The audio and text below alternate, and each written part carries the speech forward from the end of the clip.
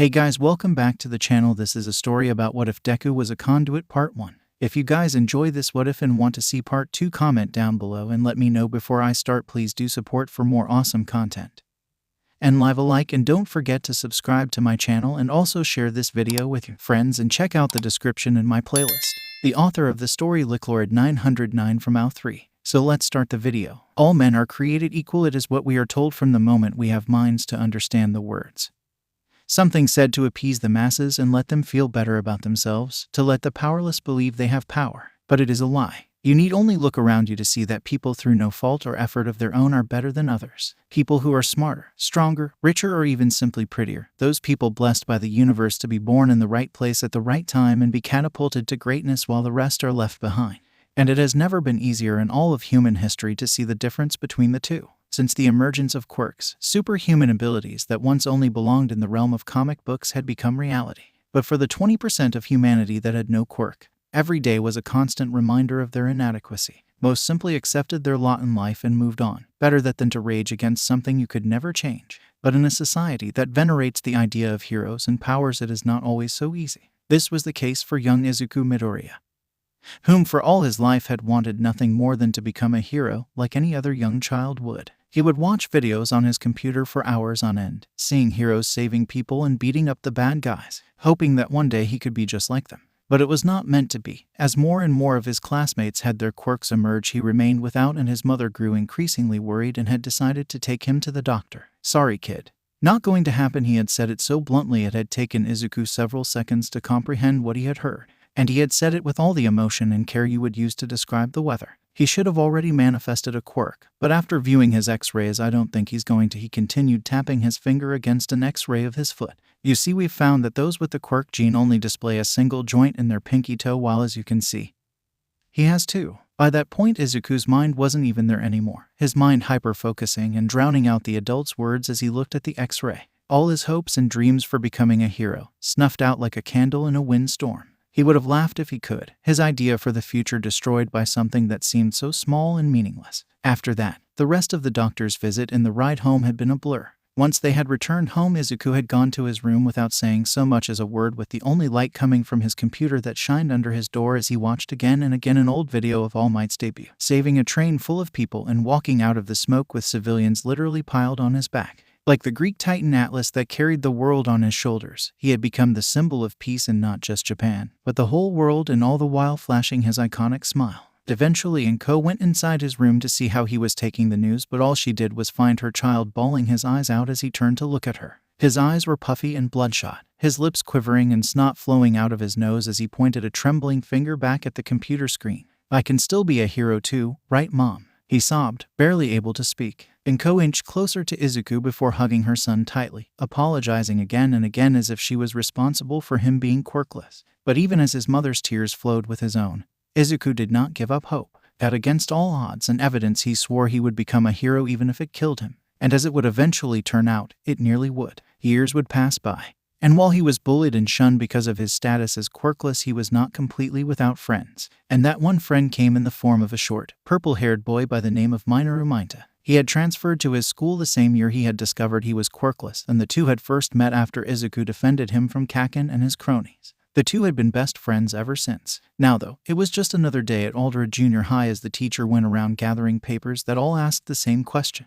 Who do you want to be? Now I should look at each of these individually, but who am I kidding? You all want to be heroes, their teacher exclaimed with a wide smile as he threw the papers in the air, and his classmates cheered in response, their voices drowning out Izuku's half-hearted confirmation, knowing full well that drawing attention to himself would not lead to anything good. "Hey teach, don't lump me in with the rest of these extras," came the cocky voice of Katsuki Bakugo, who had his legs propped up on his desk, leaning back in his seat without a care in the world and with a self-satisfied grin on his face. "Who are you calling extras?" The class roared in unison, staring daggers at the blonde, which only made Bakugo laugh in their faces as he hopped onto his desk, detailing how he was better than any of them could ever hope to be, how he was going to the most prestigious school in all of Japan, and how he would even surpass All Might as the #1 hero. His tirade would have continued if the teacher hadn't interrupted him. Oh, it seems Izuku is applying to you as well, and just like that, the room that had once been so loud you could barely hear yourself think had gone dead quiet as everyone slowly turned their heads like the rusted gears of a clock to see Izuku fruitlessly hiding himself in his arms, trying to appear as small as possible as if they wouldn't notice him. The silence was broken as the classroom erupted with laughter, louder and more damning than he had ever heard as some struggled to breathe after hearing something so stupid. "You need more than studying to get into the hero course," one classmate said between bouts of laughter. "They got rid of the quirk requirement. There just hasn't been a precedent," Izuku said, trying to defend himself before a loud boom smashed into his desk, shattering the wood and sending him end over end from his chair and onto the floor, silencing the class once more as a menacing aura filtered in. "Deku," Kaken roared as he stomped closer to the frightened Izuku. "What makes you think a worthless, quirkless idiot like you deserves even a chance in the same ring as me? Are you trying to compete with me?" he said in a dark tone and feral snarl as he stalked closer, forcing Izuku back until his back was pressed against the wall. "Of course not, Kaken. I don't want to compete with you," Izuku said quickly, putting his hands up and shaking his head violently to try and stop the crazed boy from coming closer. "It's just that it has always been my dream to go to UA, and I know that there's never been a quirkless hero, but I won't know unless I try," Izuku desperately tried to explain as he averted his gaze from everyone else and his voice lowered to a whisper. "What the hell do you mean unless I try, or treating this like a joke?" he growled as several small explosions erupted from his palms, his eyes as well as those of his classmates bearing down on him like wolves before the piercing ring of the school bell brought the situation to a halt as it announced the end of the school day. Everyone took their time to leave, each giving Izuku their own version of a stare down as they left, appalled that he had the nerve to even try being a hero. Izuku did his best to ignore them as he packed away his notebook, but was stopped as an intrusive hand snatched it away from him. "And what's this supposed to be?" Bakugo sneered as he waved the book in Izuku's face before showing it to his two cronies that had walked up behind him. "Hero analysis for the future," one of them answered as he covered him mouth chuckling. "Hey, give that back," Izuku said as he tried to reach out and take it, only to see Bakugo slam the book between his palms, creating a small explosion, singeing the pages and tossing it out the window. "All top heroes have their stories begin in their middle school days. I can't have you ruining my backstory by trying to get into UA. I'm a perfectionist like that," he said with a wolfish grin as he laid his left hand on Izuku's shoulder, smoke billowing between his fingers. "So don't even think about it," he said with a look that promised violence as he moved past him. "He's so pathetic. He can't even accept reality," one of his stooges said as they began to leave, though Bakugo had one last insult to hurl at the emerald-haired boy. "But hey, if you want to be a hero so bad, I know a quick way to do it. Just take a dive off the roof. Maybe you'll be born with a quirk in the next life," he mocked as Izuku turned around with a face that looked halfway between wanting to cry and yell before another series of explosions from Bakugo dared him to try something. Izuku just stood there frozen, his anger drowned out by his fear as his bullies finally left the room. It was only after they had left that his anger resurfaced as his lips shriveled into a thin line and slammed his fist into a desk hard enough that he hurt himself. "And what are you looking at, shorty?" he heard Bakugo yell from down the hall as he heard a small pair of feet getting closer. "Are you okay, Midoriya?" he heard a high-pitched voice say that brought a measure of peace to his mind as he looked up to see Minda standing in the doorframe. A bead of sweat was flowing down the side of his face as he looked back from where he came from, as if Bakugo would come back for another round. They weren't in the same class, but they had made a habit of walking home together as their houses were in the same direction. His eyes seemed apologetic as he stood there biting nervously at his lip before Izuku spoke up.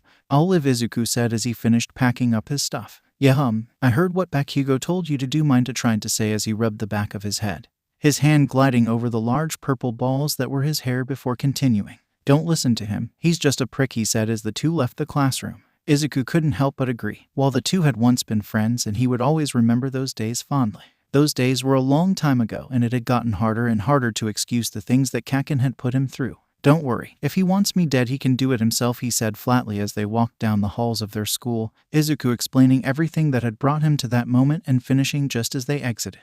"That teacher's such a douchebag. He knew you were quirkless yet decided to tell everyone that you were trying to get into UA," Minda sympathized as Izuku fished his notebook out of the water that was currently being eaten by koi fish. "The worst part is how they laugh at me for being quirkless, yet half of them have quirks so useless they might as well be," Izuku hissed as tried to dry out his notebook, the images of his classmates' faces feeling as if they were knives scraping against his soul. "I mean, one of them could make their fingers longer, that's it, while another one could pull his eyes out of his head, whoop-de-doo. And another one has a fucking door stopper for a head," he roared, letting his frustration flare before slumping his shoulders in defeat. He didn't swear often, his mother having given quite the memorable tongue lashing when she had first heard him, but he didn't know what else to do. "It's not like yours, which is cool and can actually do something," he said, praising the pint-sized boy. The two had spent many days and nights just theorizing the kind of stuff he could do with his sticky balls. It made Izuku feel better in that he was both helping his friend and contributing to him one day becoming a great hero.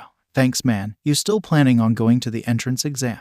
𝐴𝐻 asked as he looked up at the Izuku who had a contemplative look in his eyes. "I don't know. A part of me wants to try no matter the odds, while another is telling me to pack it up before I make a fool of myself," he said in a low tone as 𝐴𝐻 looked for a way to cheer his friend up. "Well, if anyone could get in quirkless it would be you. Besides, I'll need you there when Bakugo finds out I plan on attending you as well," he said with a smile. Envy flashed through Midoriya's mind but was quickly put out as he had known for a while that 𝐴𝐻 was planning to go to you, and he was not about to let resentment get between them. "I'll try my best, but only if you promise to never use that costume design you made," Izuku replied, internally cringing at the memory as the two left the school ground.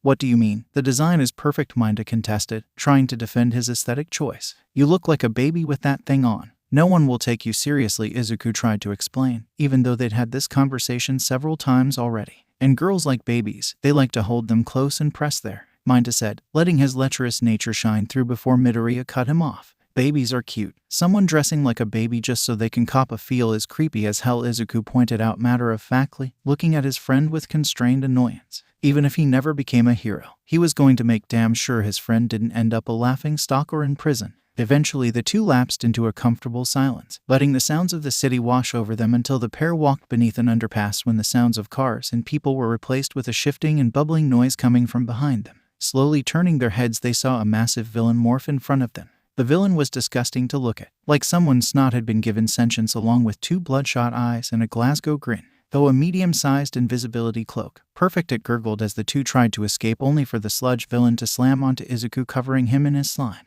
"I'm so lucky I found you, kid. You really are my hero," he cackled with demented glee as Izuku's mouth and nose were being filled with the villain's body. Deku struggled desperately, his hands clawing at its oily body to no avail. "Gee, get off of him," 𝐴𝐻 screamed as he threw one of his balls only for it to sink into the villain, doing absolutely nothing. The villain, having finally noticed the only other resident of the underpass, shifted its body so that 𝐴𝐻 could have clear view of his struggling friend slowly begin to succumb as his flailing grew weaker and weaker. "Sorry, I only need one getaway body," he sneered as a slimy tendril smashed into the boy, sending him flying and slamming him into a wall where he landed with a dull thud. Izuku screamed as he saw his friend fall to the floor, which only served to hasten his end.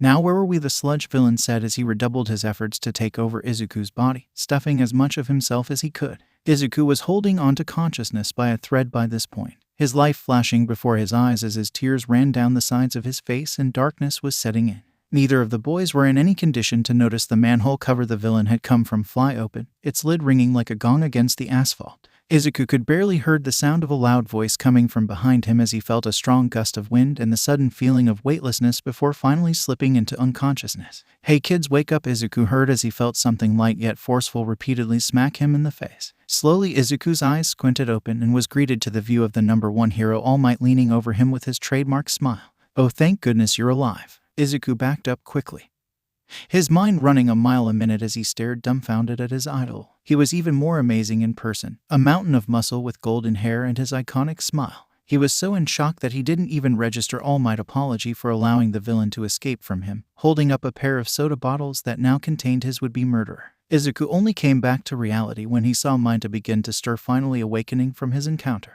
𝐴𝐻, speak to me," Izuku shouted to his friend as he held him in his arms. "Oh, Midnight. I didn't know you were like that," the purple pervert said in a daze before he was shaked awake by Izuku bringing him back to the present. "Well, it seems you're both all right. See you around," All Might said as he began preparing to jump away. Izuku didn't have time to think. He needed to ask All Might if he could be a hero, and as All Might leapt into the air he felt a weight on one of his legs and the sound of 𝐴𝐻 crying out Midoriya's name. "Hey, I've heard of 𝐀𝐦 fans, but this is ridiculous," All Might protested as he tried to get the boy to release his grip. "If I let go I'll die," Izuku cried out, which seemed to stop the pro hero as he realized just how high up they were. Shit, All Might thought to himself as he began to taste blood in his mouth and looked for a place to land and settled for an apartment building. "All right kid, you had your fun. Now I got to get going," the pro hero said, preparing to jump away once more. "Wait, I need to," he tried to say. "No, I will not wait," All Might said, cutting him off. "I need to know if I can be a hero," Izuku cried out, desperation dripping from his voice, which seemed to stop the top hero for a moment. "I need to know if I can still be a hero, even if I'm quirkless," Izuku said again as he looked down at his feet, not noticing as steam started to leak from All Might's form. Izuku went on to explain his life dream of becoming a hero just like him, with a fearless smile, and by the time he looked up, the man in front of him was nothing like the tall, muscled form of All Might. What he saw before him had to have been the most gaunt, disheveled man Izuku had ever seen, with deep sunken eyes and a body that looked like it would collapse with a stiff breeze. "Who are you? What happened to All Might?" Izuku yelled as the skeleton man opened his mouth, only for a river of blood to flow out, making Izuku scream. "I am All Might. You ever seen a guy at the beach constantly sucking in his gut and puffing out his chest? It's basically the same thing," the top hero said as he backslid down the railing, wiping the blood from his chin. "During one of my battles I was severely injured. Half my respiratory system was destroyed and I lost my stomach," he said, lifting up his shirt, showing a nasty gnarled scar on the side of his body. "Because of this I can only be All Might for 3 hours a day," he continued in an almost defeated tone. "Are you talking about your fight with the toxic chainsaw?" Midoriya blurted out, letting his nerd knowledge shine through. All Might looked surprised for a moment before chuckling to himself and waving his hand dismissively. "As if that punk could do this." "No. This fight was hidden from the public as the villain who did this was very powerful," he said, his soft tone turning hard and cold as he remembered his encounter. "Though I expect you to keep this a secret now that you know," he said in a stern tone as he slowly lifted himself back up, strain evident in his movement. "Wait, what about what I asked? Can I still be a hero?" the boy asked one final time. The pro hero was silent for a moment, turning his back to the boy as he looked out over the city. "I can't say you can," he said in a serious tone, and as the words left his mouth they felt like daggers in Izuku's heart that sank deep into his chest. This wasn't how it was supposed to be. He was supposed to say that he could do it, that anything was possible, that making the impossible possible was what being a hero was all about. If you really want to help people, try being a police officer. They get a bad rep for being handed the villains, but they are still needed, he said as he made his way towards the door to the stairway. "It's good to have dreams, but you need to be realistic." And then he was gone. The man that he had idolized all his life had told him to give up on his dream. The only thing really keeping him going through all the years of abuse, the final nail in the coffin slamming home. He wanted to cry, to bawl his eyes out in despair, but it wouldn't change anything.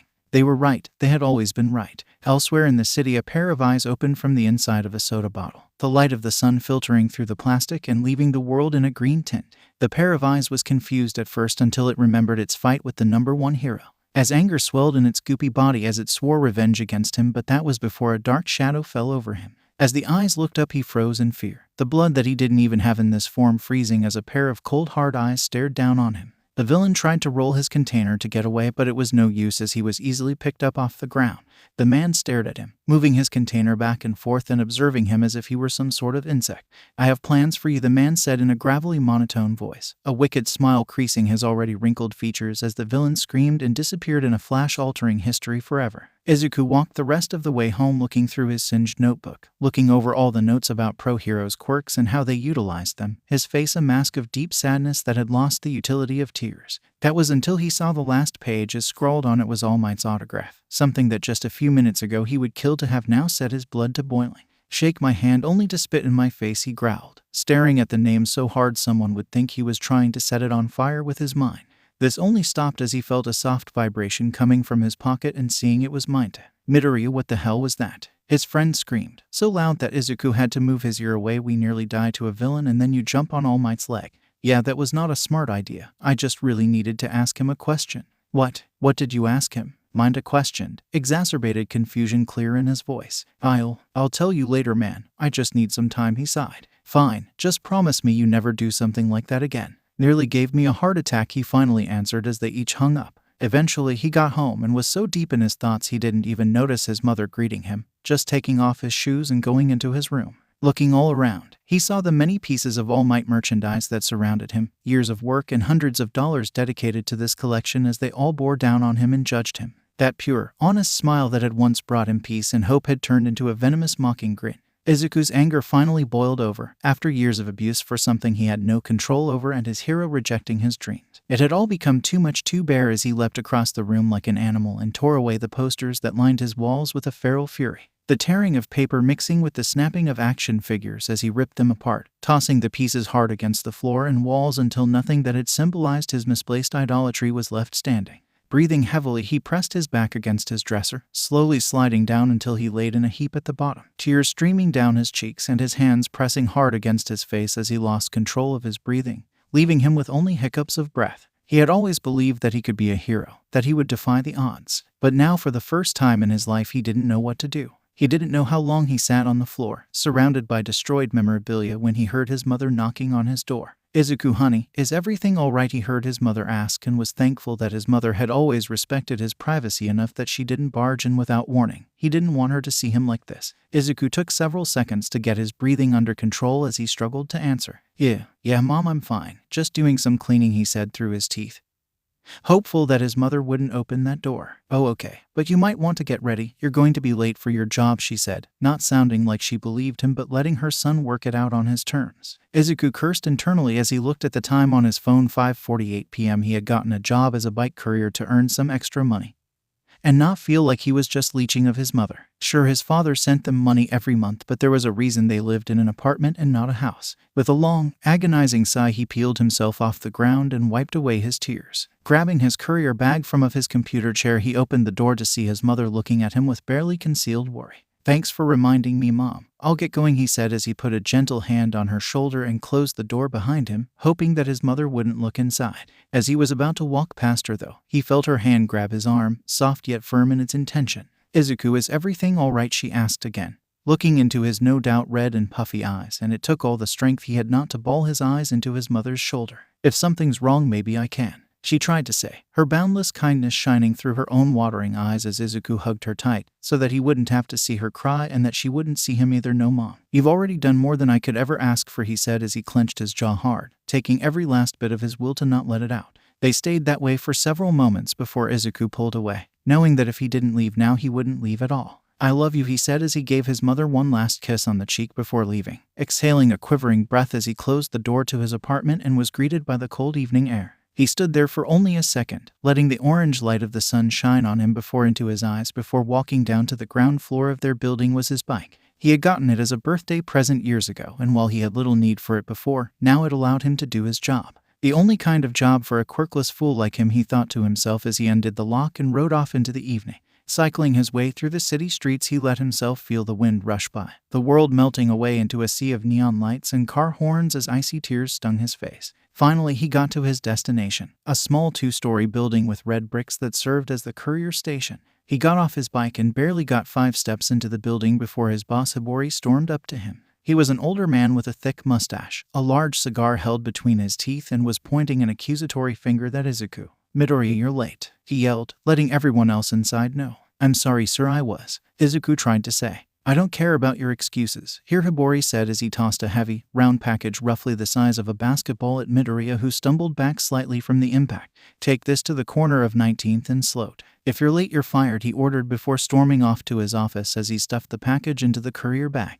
19th and Sloat was in the historic district of the city, and on the other side of the city. Why someone wanted something delivered there was beyond him. Place was filled with old buildings dating back to the first emergence of quirks, and the only place of note was the half-finished skyscraper the city had never bothered to finish. But in the end, it wasn't his position to ask, so he did as he was told, biking between cars and hearing the honks in protest as he carried on. After that, it was a blur. All he remembered was arriving at his destination and a flash of light brighter than the sun, searing pain, and the screams of the dying.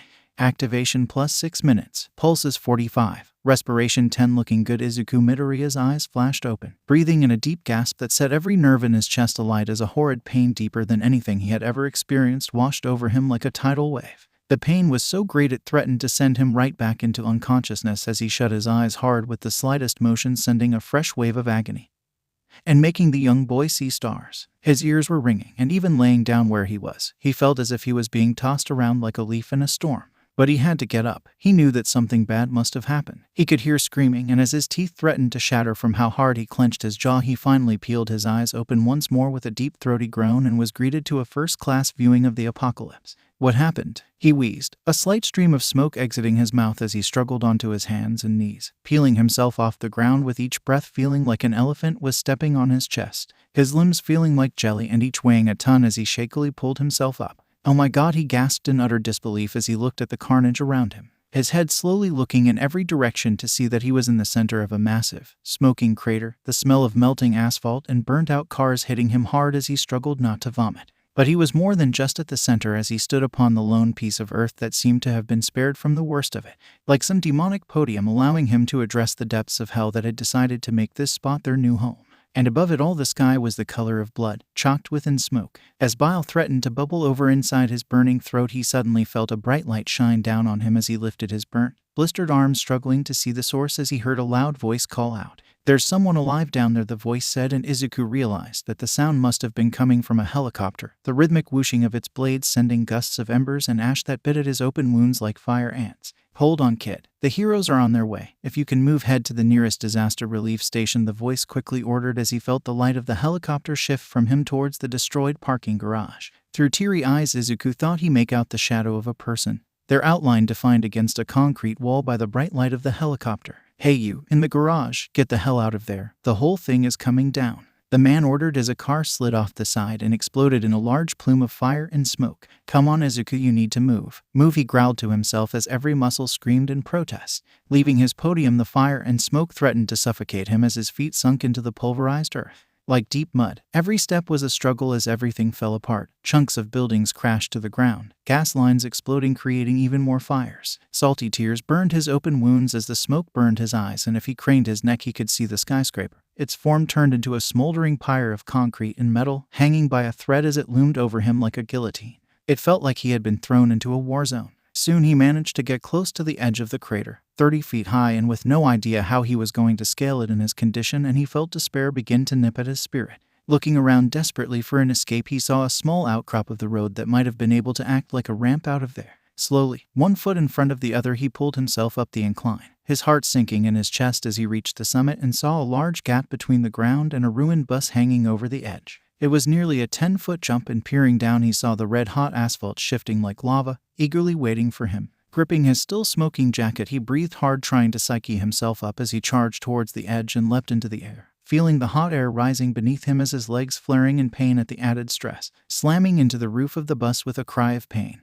Izuku lost his footing and nearly fell back, but managed to pull himself upright, letting himself fall forward onto the hot metal of the bus and pulling himself up quickly as the metal threatened to take his skin with it. The bus began to shake and slide, and Izuku hurriedly limped his way forward, practically throwing himself onto the roof of a car as the bus tilted upwards and fell into the molten river with a grinding screech. Izuku had caved in the roof of the car, its metal seams slicing at him as he crawled his ways over the hood and onto the ground with a thud. It took Izuku another minute to pull himself back up as he focuses his mind on the parking garage from before in the distance, with the road to it being the only way not blocked off by debris. Izuku, you there? Come on, man, pick up," came the voice of 𝗀, screaming into air as Midoriya looked down and noticed his phone that had been strapped to his bag had miraculously survived. Propping himself on a concrete divider, he took a trembling hand and answered it. "Minoru, what the hell's going on? I think there was an explosion," he said as he tried to catch his breath. It sounded stupid as the words left his mouth. What else could have caused all of this? But his mind struggled with the sudden change in circumstance, and right now the obvious was all that could be said. No shit, there was an explosion. One second everything's normal, and the next everything's going to hell. "Where are you?" 𝗀 screamed in his ear as Izuku tried his best to get his bearings. Looking back at the spot, he had woken up. He thought the crater was big before, but now looking from the edge he could see the crater was nearly the size of a stadium.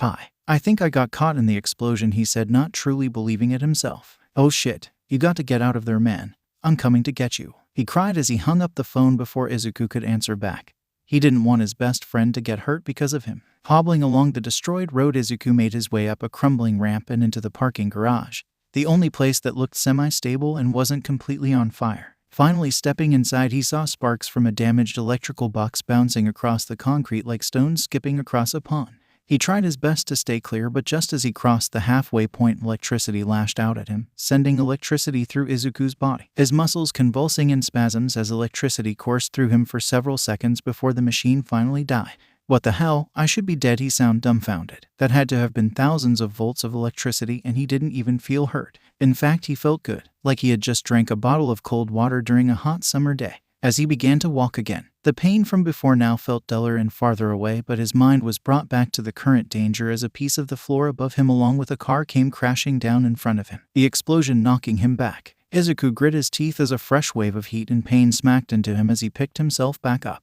trying his best to keep from inhaling all the smoke, and it was only when he looked down did he notice the soles of his shoes had melted from the heat as he left a trail of cooling rubber in his wake. Finally, he got to the other end of the garage but didn't notice the live wire sticking out of the ground as he once again was jolted with electricity. Izuku's body tensed as the electricity jumped from him to several cars. Their alarms blared as they violently rocked from side to side from all the energy being imparted into them before they exploded, taking out a small section of the garage and turning it into a ramp to the outside. "Whoa," Izuku exclaimed as he felt the garage rock from the explosion. "What's happening to me?" he questioned, thoroughly lost in the situation. He had been electrocuted twice in the last 5 minutes, and instead of being dead, the injuries that had been agonizing before now felt like pinpricks. But he didn't have time to think about the implications of this, as what stability the garage had before had seemed to be gone as it began to shake more and more. Trying to softly jump down to the ramp, his little hop became a leap that nearly made him hit his head on the ceiling before hitting the concrete with a dull thud as he rolled down until he hit the ground.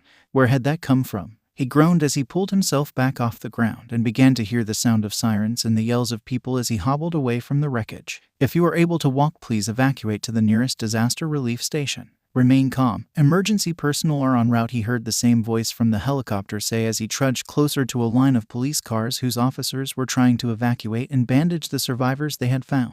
Among them were heroes he recognized from months ago when he saw them apprehend a giant villain.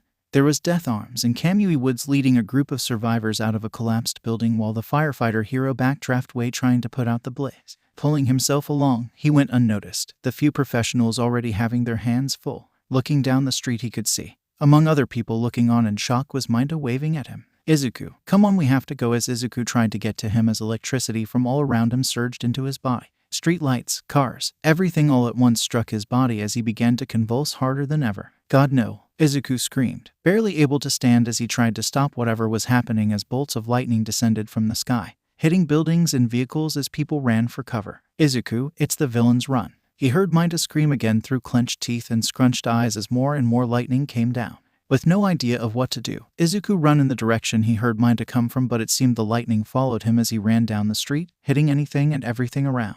But with every step, Izuku could feel himself getting weaker, his arms and legs feeling heavier until he couldn't take it anymore. As the adrenaline finally faded and he collapsed in a heap, the last thing he heard was his name being called out before darkness consumed him. The first thing Izuku felt was something soft beneath him and the rhythmic beeping of a heart monitor as he stirred in his bed. Every part of his body felt like shit, his arms feeling like lead weights and his head felt like it had been put in a vice. Something warm, however, was wrapped around his arm, and as he peeled his eyes open, he saw his mother crying a waterfall of tears. Immediately after she realized he had woken up and wrapped herself around him in the tightest hug she had ever given him, fearing for a moment that she would accidentally break his neck. His mother tried to form sentences, but all the words blurred together in blubbery mess as she tried to push herself closer to him. "Mom, what are you doing here? Where am I?" he tried to question as he looked around. He was on some sort gurney and was surrounded by green curtains. More and more questions bubbled up to the surface of his mind as the sound of a door opening made him tear his eyes off his mother to see a woman in a white dress poke her head between the curtains before her eyes went. "He's awake. I'll go get the doctor," she gasped as she hurriedly left the room. He didn't have to wait long as the door opened once more and he was struck by an all-too-familiar voice. "Ah, it seems you've finally woken up," the voice announced as he watched the curtains pull away and reveal a doctor, clipboard in hand, before clearing his throat. "Dr. Yujiko," Izuku gasped as he stared at the goggled man that Midoriya hadn't seen since he was 4. "I'm surprised you remember my name," he said in a light tone and a thankful smile. "I could never forget you," he thought to himself as he remembered that day. "But where am I?" "You're in the hospital, sweetheart," his mother said, finally able to break away from her crying long enough to answer, her eyes red and puffy from crying for what he assumed were hours. "You were in a terrible accident, my boy. You're lucky to be alive," Yujiko said in a cautious tone. It was only then did everything begin to rush back to him. The pain, the smell and noise all assaulting him at once as his eyes went wide in shock and he began to feel a warm sensation coming from his arm. zzzt. The strange, foreign noise pieced his mind like a spear as he looked down at his left arm, which had tendrils of electricity arcing up and down his arm and between his fingers, painting the room in a soft blue glow. On instinct, Izuku tried to push his hand away as if it were some dangerous animal and was only stopped from going further due to his mother. "Izuku, it's fine. You're okay," she said with haste, though her tone betrayed her own worry as she did her best to not touch the electrified limb. "How is this possible?" Izuku fearfully demanded as he watched the electricity flare up slightly from his emotions.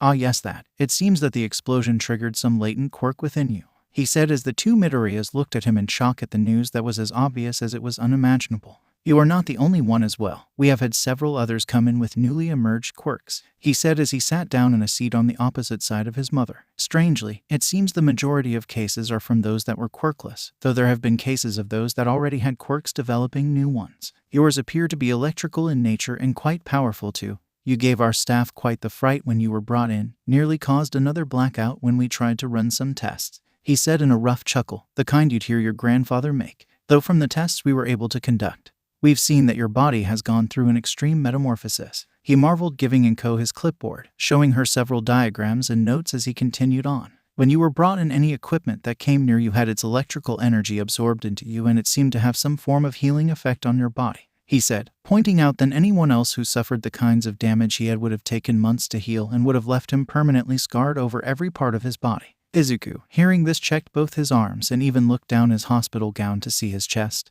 looking for scars or at least stitches, but found nothing but normal undamaged skin. "Also because of this, the electrical energy coursing through your body is beyond anything a normal human body could handle," he said as he pulled out a simple multimeter, a device used to measure electricity, and asked Midoriya to grasp a prong in each of his hands, showing a reading that was 9s across the board. "To put it plainly, my boy, the energy we are seeing inside your body is in the gigawatt range. The only thing comparable would a nuclear power plant," he explained as the young boy just stared slack-jawed at the revelation. He had that much power flowing through him. "Likewise, we have seen an increase in your resting heart rate as well as cellular regeneration well outside the standard norm, which helps to explain your rapid healing. But thankfully, we've so far seen no signs of cardiac arrest or cancerous tumors." This was all happening so fast Izuku's mind struggled to keep up. He had a quirk now. It all seemed too good to be true. He looked to his arm once more, that again crackled with energy, and the fear that had once gripped his heart was quickly being replaced with euphoric joy as he hugged his arm tight against his chest as if it were a long-lost friend, tears beginning to run down his cheeks. "How is this possible? You said that he was quirkless. His pinky toe had 2 joints. His mother asked, completely in disbelief that her son would suddenly have a quirk after all this time. "To be perfectly honest, Mrs. Midoriya, we're not sure," Dr. Yujiko said plainly, rubbing the back of his head as if he was ashamed that an expert like him was without good answers. This was lost on Izuku as his mind was consumed in ways he could possibly use his power. Obviously, from what the doctor had said, he could absorb electricity, but was that all he could do? Could he expel it out of his body, and if so, how? How powerful would it be? If he could expel it, how much range did it have? How many could he shoot? So many questions. Izuku, you're mumbling again," his mother whispered, bringing him back to reality and turning his face a light shade of red in embarrassment. "Oh, sorry, but wait, how did I get here?" Izuku asked as the last thing he remembered had been a bunch of explosions, but before the doctor could answer, the sound of footsteps getting closer got louder until the curtain was swung wide to reveal Mineta breathing hard before leaping up to hug Izuku before he even had the chance to register what just happened.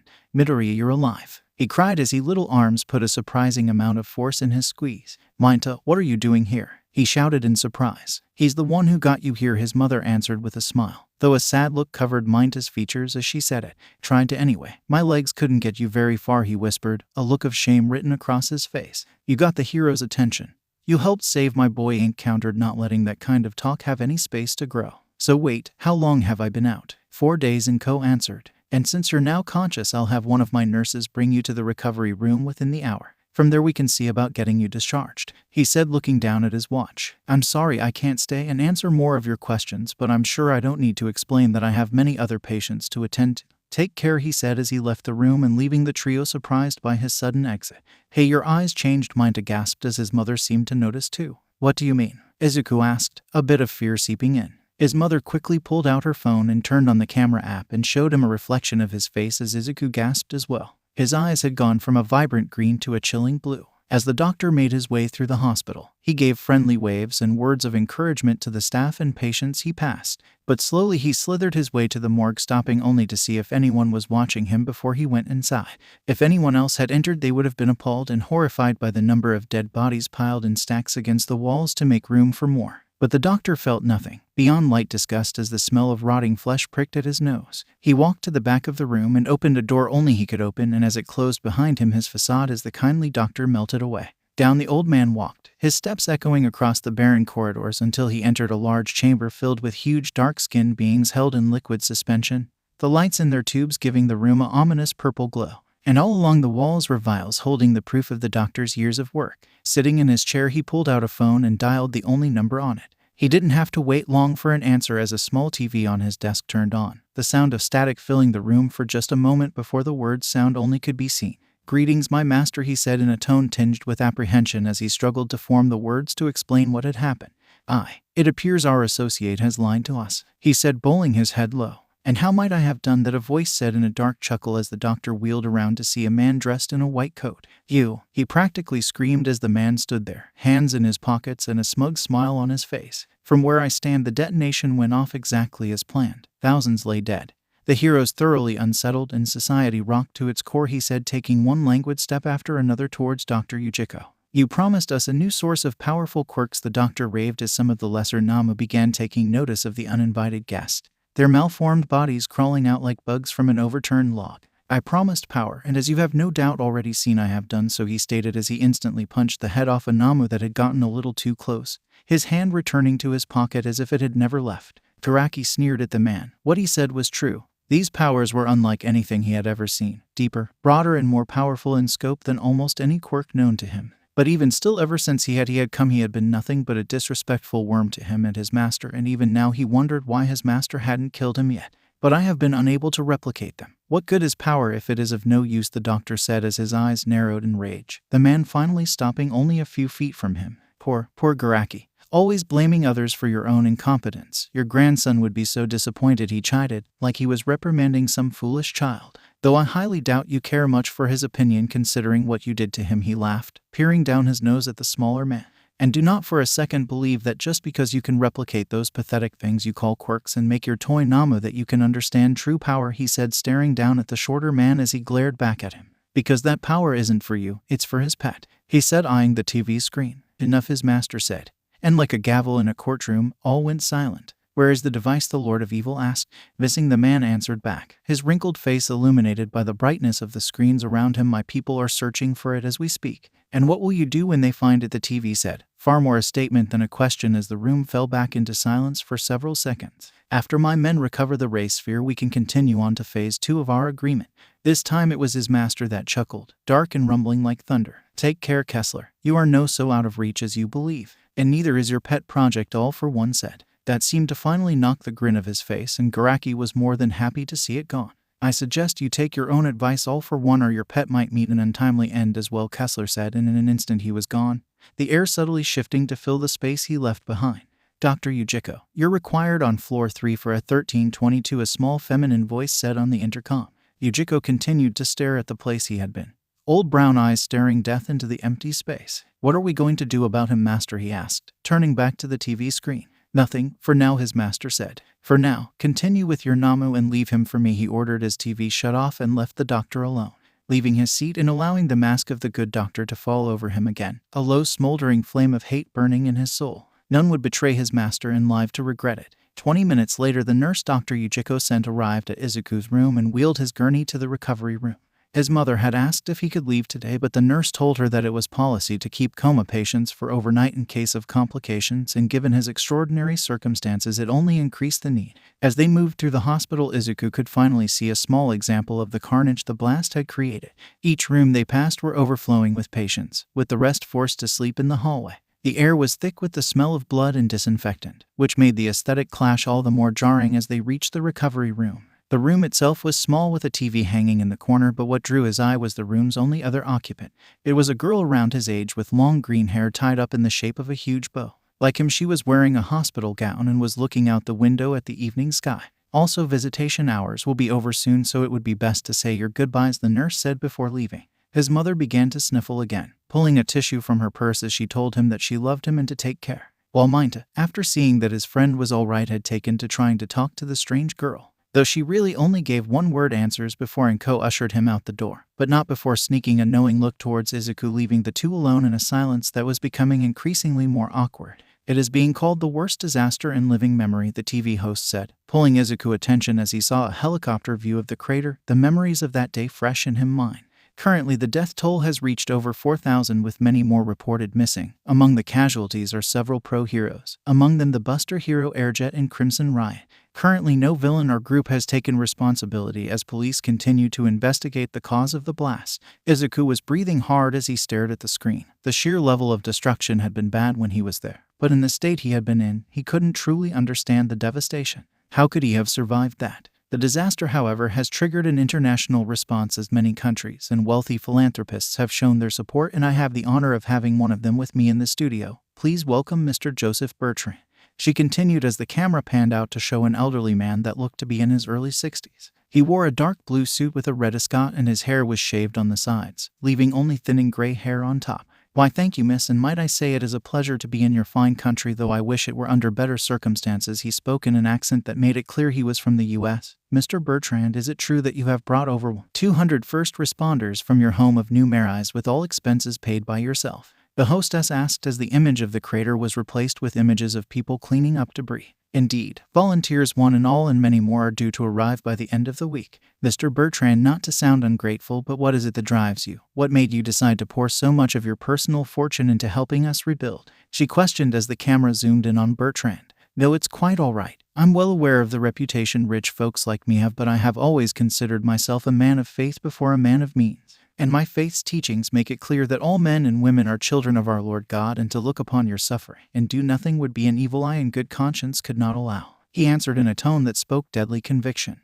Well, on behalf of Japan, we thank you and people like you for your help, she said as the camera panned back to the hostess. In other news, it would appear the number 8 hero Wash has gone missing from his penthouse in downtown Tokyo. We're live with. The screen suddenly turned black, bringing him back into reality, seeing the frog girl staring at him, remote in hand. Hi, he said anxiously as the woman looked back at him with large cyan-colored eyes and a deadpan expression. He had really talked to a girl before that wasn't his mother. Most girls never really wanted to talk to him, and now he found himself in uncharted territory. I'm Izuku Midoriya, he finally managed to say, mentally kicking himself for how awkward he was. 𝐶𝑢, she said before putting the remote back on the nightstand. Your friend's a deviant. Midoriya, for his part, just chuckled to himself as he really couldn't argue. How Mineta made a beeline for her once he saw her wasn't good for first impressions. He is, but he's a good guy once you get to know him. 𝐶𝑢 only hummed in response as though she didn't really believe him. Would you believe me if I said, he saved my life? That made the girl turn her head back to him as the slightest look of surprise marked her features and seemed as though she wanted him to continue. You know about that explosion? He said, though more as a statement than a question. He would be shocked if anyone hadn't heard about it. I got caught in the blast. Izuku went on to tell 𝐶𝑢 about how he had woken up inside a massive crater, covered in burns, and how he had to crawl his way out. Finishing off, he told her about how Mineta had tried to carry him to the hospital on his back, the last part bringing a smile to his face, happy that he had a friend that would do that for him. 𝐶𝑢 seemed to look him over for a few seconds before she spoke. How come you don't look injured? She asked. The doctor said it has something to do with my quirk, he said as he formed a peace symbol and focused hard on that warm feeling he had felt before. Instantly, the familiar sound of arcing electricity graced his ears as bolts danced between his fingers like the prongs of a taser. When they brought me in, they said my body absorbed the electricity around me and it somehow healed me, he explained. With that, she seemed very interested as she sat up fully with Izuku following suit, that feeling of anxiousness slipping away by the second. What about you? Why are you here? He asked as the girl, who now that he looked at her more closely kinda resembled a frog, put a finger to her lip before looking at a plastic cup filled with water at the side of her gurney. Pulling the rolling tray closer with hands that Izuku noticed were quite large, she placed the cup on one end and her open hand on the other. Closing her eyes, Izuku watched as her brow furrowed as the water inside the cup began to shift towards the side closest to her hand. Bit by bit, the cup slid closer to her open palm before finally connecting as she closed her hand around it and opened her eyes. That was amazing, he asked as his mind connected the dots as to why she was showing him this. Were you caught in the explosion too? I'm so sorry, he quickly apologized as the frog girl, not wanting to make her relive the memories so soon. However, 𝐶𝑢 shook her head. No, but it rocked my house. It was scary, she said, her eyes glancing to the floor for a moment. Izuku didn't have to imagine. So were you quirkless before this? No, my first quirk's name is Frog. It lets me have all the powers of a frog, she explained as Izuku's quirk brain went into overdrive about how her old and new quirk could synergize really well. He only stopped when he realized he was talking out loud, though she hadn't seemed to mind, giving a slight smile at his nerdy outburst. You must really like quirks, she stated as Izuku smiled sheepishly, his skin tinged red at the embarrassment of showing that. Yeah, your quirks are really cool though, he said earnestly with a smile. "Thanks, yours is too," she replied as the two continued to talk to each other until the sun finally set, promising to pick up where they left off in the morning. This whole situation is a disaster that had been the consensus amongst everyone, as within the police headquarters multiple pro-heroes had been sitting around a large round table, filled with documents and a large screen showing a live feed of Ground Zero. They had forestalled this meeting for several days due to the level of destruction, but now it was time. Detective 𝐬𝐸 stared at the screen in bewilderment as he remembered the initial hours after the explosion. It had been like nothing he had ever experienced, and he was certain that it would leave a mark on him for the rest of his day. The death toll was currently in the thousands, and it seemed like it would only continue to grow. "Things are still looking grim," 𝗫𝗏 said, his usual demeanor subdued by the severity of the situation. "As of last counting, 5,000 people have been reported as dead or missing. Of those that survived, many were suffering from debilitating or mortal injuries, while the rest had been moved to hospitals all around the country." The hero 𝐀𝐦 𝐍𝐴 eyes turned hard as the figures were laid bare. "What about the surrounding area? How much damage are we looking at?" 𝐬𝐸 looked down at the documents in front of him. The center of the blast seemed to be a small apartment complex in the southeastern side of the city. Whether the explosion was due to a quirk or not is presently unknown. The blast itself completely demolished 6 square blocks and shattered every window in the city. It also created what we've identified as a strong electromagnetic pulse that knocked out nearly half of the country's electrical grid and lasted 3 days after the blast. Hospitals and other relief centers were forced to use auxiliary power, limiting the number of people that could be saved, adding to the casualties. "Disgusting," the pro-hero Death Arms growled, his large muscular flare trembling with anger. "Do we have any leads?" Kenji Tsurugami, the chief of police, sighed. "No one has yet claimed responsibility for the attack, and the recent increase in criminal activity has made investigations more difficult. Though from what we've seen, high-level villains have made no moves, making most of the crime low-level thugs and street gangs. They've gotten bolder. Take your eyes off them for one moment and suddenly they think they're invincible," 𝗫𝗏 said with his arms crossed. "For now we must attend to what we do know." All eyes turned to a sharply dressed man who up to this point had remained quiet during the proceedings. The man in question was Sir 𝗫𝗏, and he watched to make certain he had the group's attention before he pulled 2 files from his briefcase. "There are 2 main points in this document that we need to address. Firstly, there are the objects found near the explosion," as he repeatedly tapped his finger against a picture. At first glance it simply looked like another piece of torn metal, but on closer inspection the shard of metal had what appeared to be softly glowing with purple veins running along its length. "Why is it glowing?" 𝐀𝐦 asked. "Some kind of residue. Unknown, but what we do know is that they have extreme reactions to quirks." 𝐬𝐸's eyes darkened as Sir 𝗫𝗏 went on to explain how one of the people on the forensics team attempted to touch one after taking the photo. The man's quirk was called ultraviolet and, as the name suggests, allowed him to see into that part of the spectrum. When he attempted to grab the shard, its glow increased and seemed to be absorbed by him before disintegrating, whereupon his eyes began to melt, cooking his brain and killing him shortly after. Everyone was in shock at how gruesome it had been, with some physically cringing away. "Are there any others?" one of the heroes asked as Sir 𝗫𝗏 nodded. "Currently we have found 6, but with the size of the explosion there could be hundreds, possibly even thousands spread across the city and surrounding area." The threat to the public was obvious, as they agreed that a wide sweep of the area was necessary. "Now that the first is settled, what about this second issue?" "The second is the issue of the only person who survived the explosion at Ground Zero," 𝗫𝗏 answered, which piqued the interest of Death Arms. "How? I was there and there's no way anyone could have survived being that close," Death Arms said, without missing a beat the TV screen to a still frame of Ground Zero before the blast. "And there, standing on the steps of an apartment building, was a young boy holding something." "Who is this person?" 𝗫𝗏 asked as his brow furrowed. "His name is Izuku Midoriya, and from what we've gathered he's just a regular 15-year-old boy. Works part-time as a bike courier and had no quirk hat," 𝐀𝐦 said, questioning the choice of words. With the press of a button the TV switched again, this time showing camera footage from a helicopter showing one of the disaster relief stations. They watched as the helicopter circled around until a flash of light drew the camera's attention and zoomed in to see the same emerald-haired boy, covered in burn wounds and looking like he was on death's door, with arcs of electricity that flowed around his arms as the boy began to convulse. They heard the boy scream as bolts of lightning fell from the sky as people ran for cover, only seeing the boy begin to run down the street before a lightning strike hit the helicopter where the feed cut out. "So much for being quirkless," the hero Backdraft said as the video ended. "Did the pilots survive?" "Unfortunately no, and this was the only piece of the helicopter's recordings that still remained usable." "But where is he now?" 𝗫𝗏 asked. "Currently he's inside Joku General Hospital in a coma. Officers found him further down the road unconscious, with another boy calling out for help. The other boy is minor 𝗫𝗏, goes to the same school as him and has a quirk called Pop Off, allowing him to remove sticky balls from his head. But it seems that whatever that explosion was seemed to have awakened a latent quirk, and he is not alone. We have also gotten reports of several other people who reported to be quirkless suddenly manifest powers as well. Night-Eye continued as the rest of the room tried to absorb what they had been told. What was he doing there? Endeavor asked as Tsukachi answered in Night-Eye's stead. He was delivering a package the following day, and 𝐀𝐦 and 𝐬𝐻 made their way back to the hospital, sitting expectantly in the waiting room. 𝐀𝐦 had been surprised that the boy had come every day since the blast, but he would always say that his parents wouldn't care. 𝐀𝐦 knew that 𝐬𝐻 didn't have the best family life, always asking if he could sleep over and always being hesitant to leave when they were younger. But she had never seen him be physically hurt, and she didn't feel it was her place to ask those difficult questions.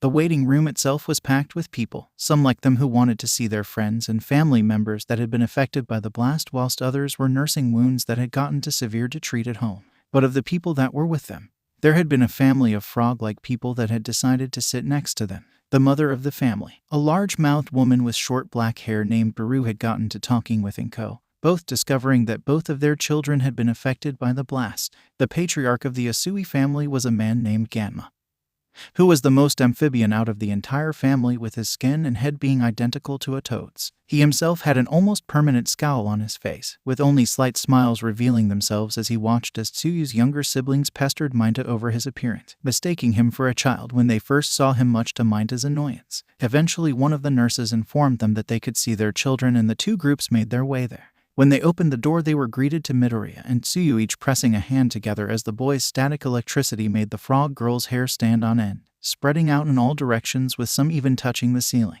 The two snapped their attention towards the door in unison, Midoriya pulling his hand away in a flash, his skin tinged red as 𝐶𝐸's hair fell back down to earth in a sea of green. 𝐬𝐻, meanwhile, was just slowly nodding his head, smiling with all the pride a father might have after hearing his son had found a girlfriend. This would end up turning Midoriya's face scarlet as he covered his eyes with one of his hands, trying to avoid the look that he knew 𝐬𝐻 was still giving. "Good morning, Mom, Dad," 𝐶𝐸 said without any worry at their sudden entrance, simply giving the same deadpan expression, though Midoriya could have sworn he heard a sharpness in her tone. "𝐶𝐸, who is this?" Ganma croaked, staring down the boy. "Weren't you paying attention when 𝐀𝐦 and I were talking? His name is Izuku Midoriya, he's her son," Baru said, chiding her husband as he huffed. Nice to meet you, Sir," Izuku stuttered out, trying his best to reclaim his voice. It was then he noticed a striking difference between 𝐶𝐸 and the rest of her family. Whereas her family all had solid black irises that made seeing their pupils difficult, 𝐶𝐸's were normal, with her pupils easily seen when contrasted against the blue of her eyes. "How long until she can leave?" Ganma barked at the nurse, not even acknowledging the boy. Well, their quirks seem stable, so they both can leave when they're ready," the nurse sputtered out, off-put by the Toadman's sudden tone shift. Upon hearing this, each mother pulled out a new pair of clothes for them to wear. The two groups began leaving the room, with 𝐬𝐻 not so subtlety giving 𝐶𝐸 a small folded piece of paper before giving one last deviant grin to Izuku before the door closed, leaving the two alone again. Each slowly looked to each other, both now tinged red with embarrassment at the prospect of having to change in the same room. Each immediately closed the curtains that surrounded their gurneys and got dressed, each painfully aware of what the other was doing by the sound of shifting and ruffling clothes filling the empty space. Pulling the curtains away once more, they saw as they finished at the same time. Izuku was wearing a pair of jeans and a plain white t-shirt that seemed tighter for some reason, while 𝐶𝐸 wore a baggy hoodie and sweatpants that he thought she looked nice in.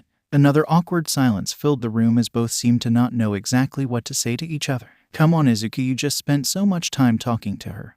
This is the first girl you have ever talked to. You have not come this far to fuck up now," he thought to himself as he finally broke the silence with the first thought he had.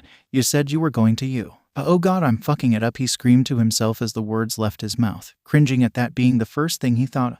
"Yeah, I've always wanted to go there. What about you?" she asked back, bringing his mind away from his internal scolding, as in truth Izuku didn't know either. He had accepted that he was just a quirkless failure and his dreams would never be realized. But now he had powers, and right as the universe was said to close that door forever, it gave him what he always wanted.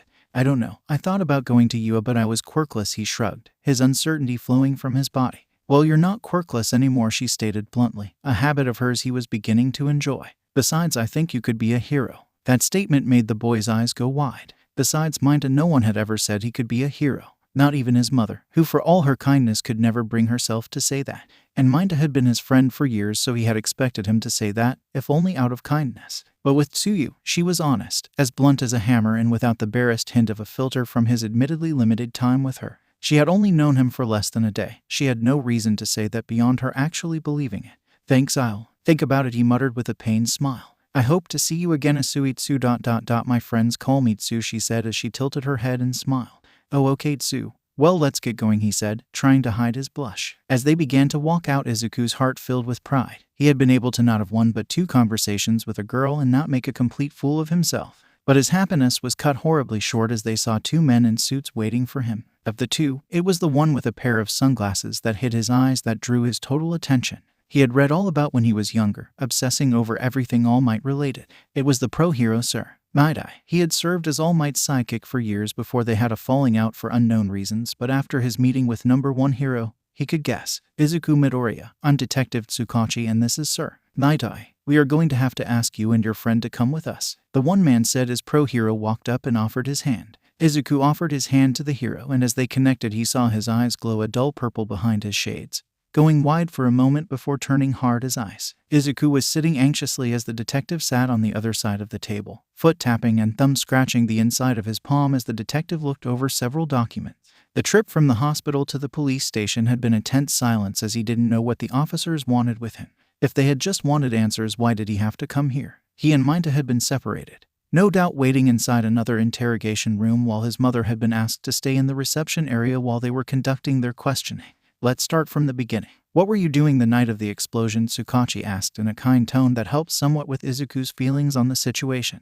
Well, I did what I do every night. I got home from school, sat in my room for a while, and then went to my job, he said honestly. Tapping his foot in anxiousness, Tsukachi began writing something he couldn't see in his notepad. What time would you say you left your house? Around 6. I work as a bike courier and my job starts at 6:30. I use a bicycle my mother got me, he blurted out, nervously adding details that were seemingly unimportant.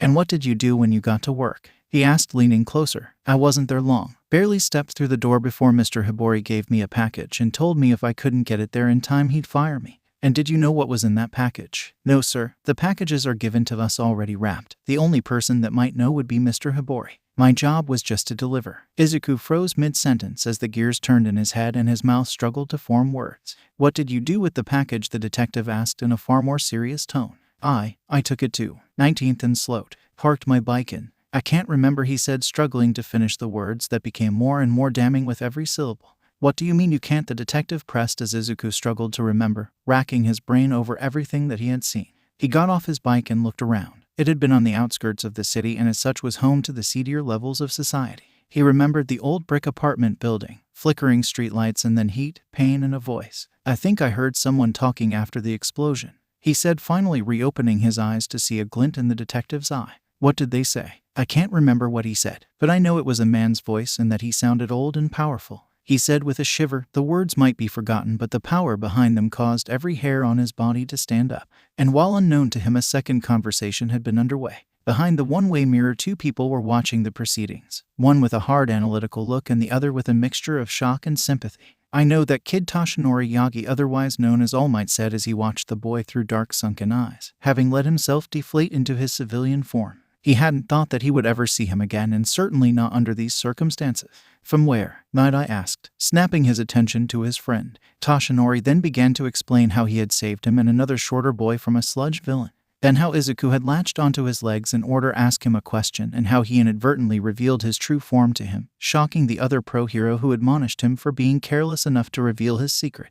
What was his question? 𝗏𝗏 asked as the number one hero lowered his head, a look of regret in his eyes as he spoke. He wanted to know if he could still be a hero even if he was quirkless. What did you say? 𝗏𝗏 asked, looking at All Might intently. I told him to be realistic. All Might answered gravely. Now I'm certain all for one and involved, he said without hesitation as his gaze turned ice cold towards the young boy. That's impossible. I killed him. I saw his body get carted away, Toshinori snapped, saying it more to convince himself than 𝗏𝗏.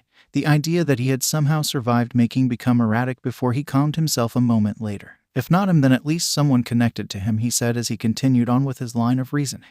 A quirkless child goes to his idol in search of affirmation, only to be told to give up. And then not even a day later, the child, now completely without hope, goes to his job and is told to deliver a mysterious package. As he gets to his destination, a massive explosion goes off and levels 6 square blocks, yet left him without a single scar. An explosion then went on to bestow quirks to people, more often quirkless people. Doesn't that seem a little too convenient? When laid out like that, it seemed obvious, which only made the fear grip at his heart all the harder. Because if 𝐴FO was known for anything, it was the manipulation of people's desires to get what he wants. And he was the only person that had the ability to give and take quirks from people. But he still doubted that the young boy could have knowingly done such a thing.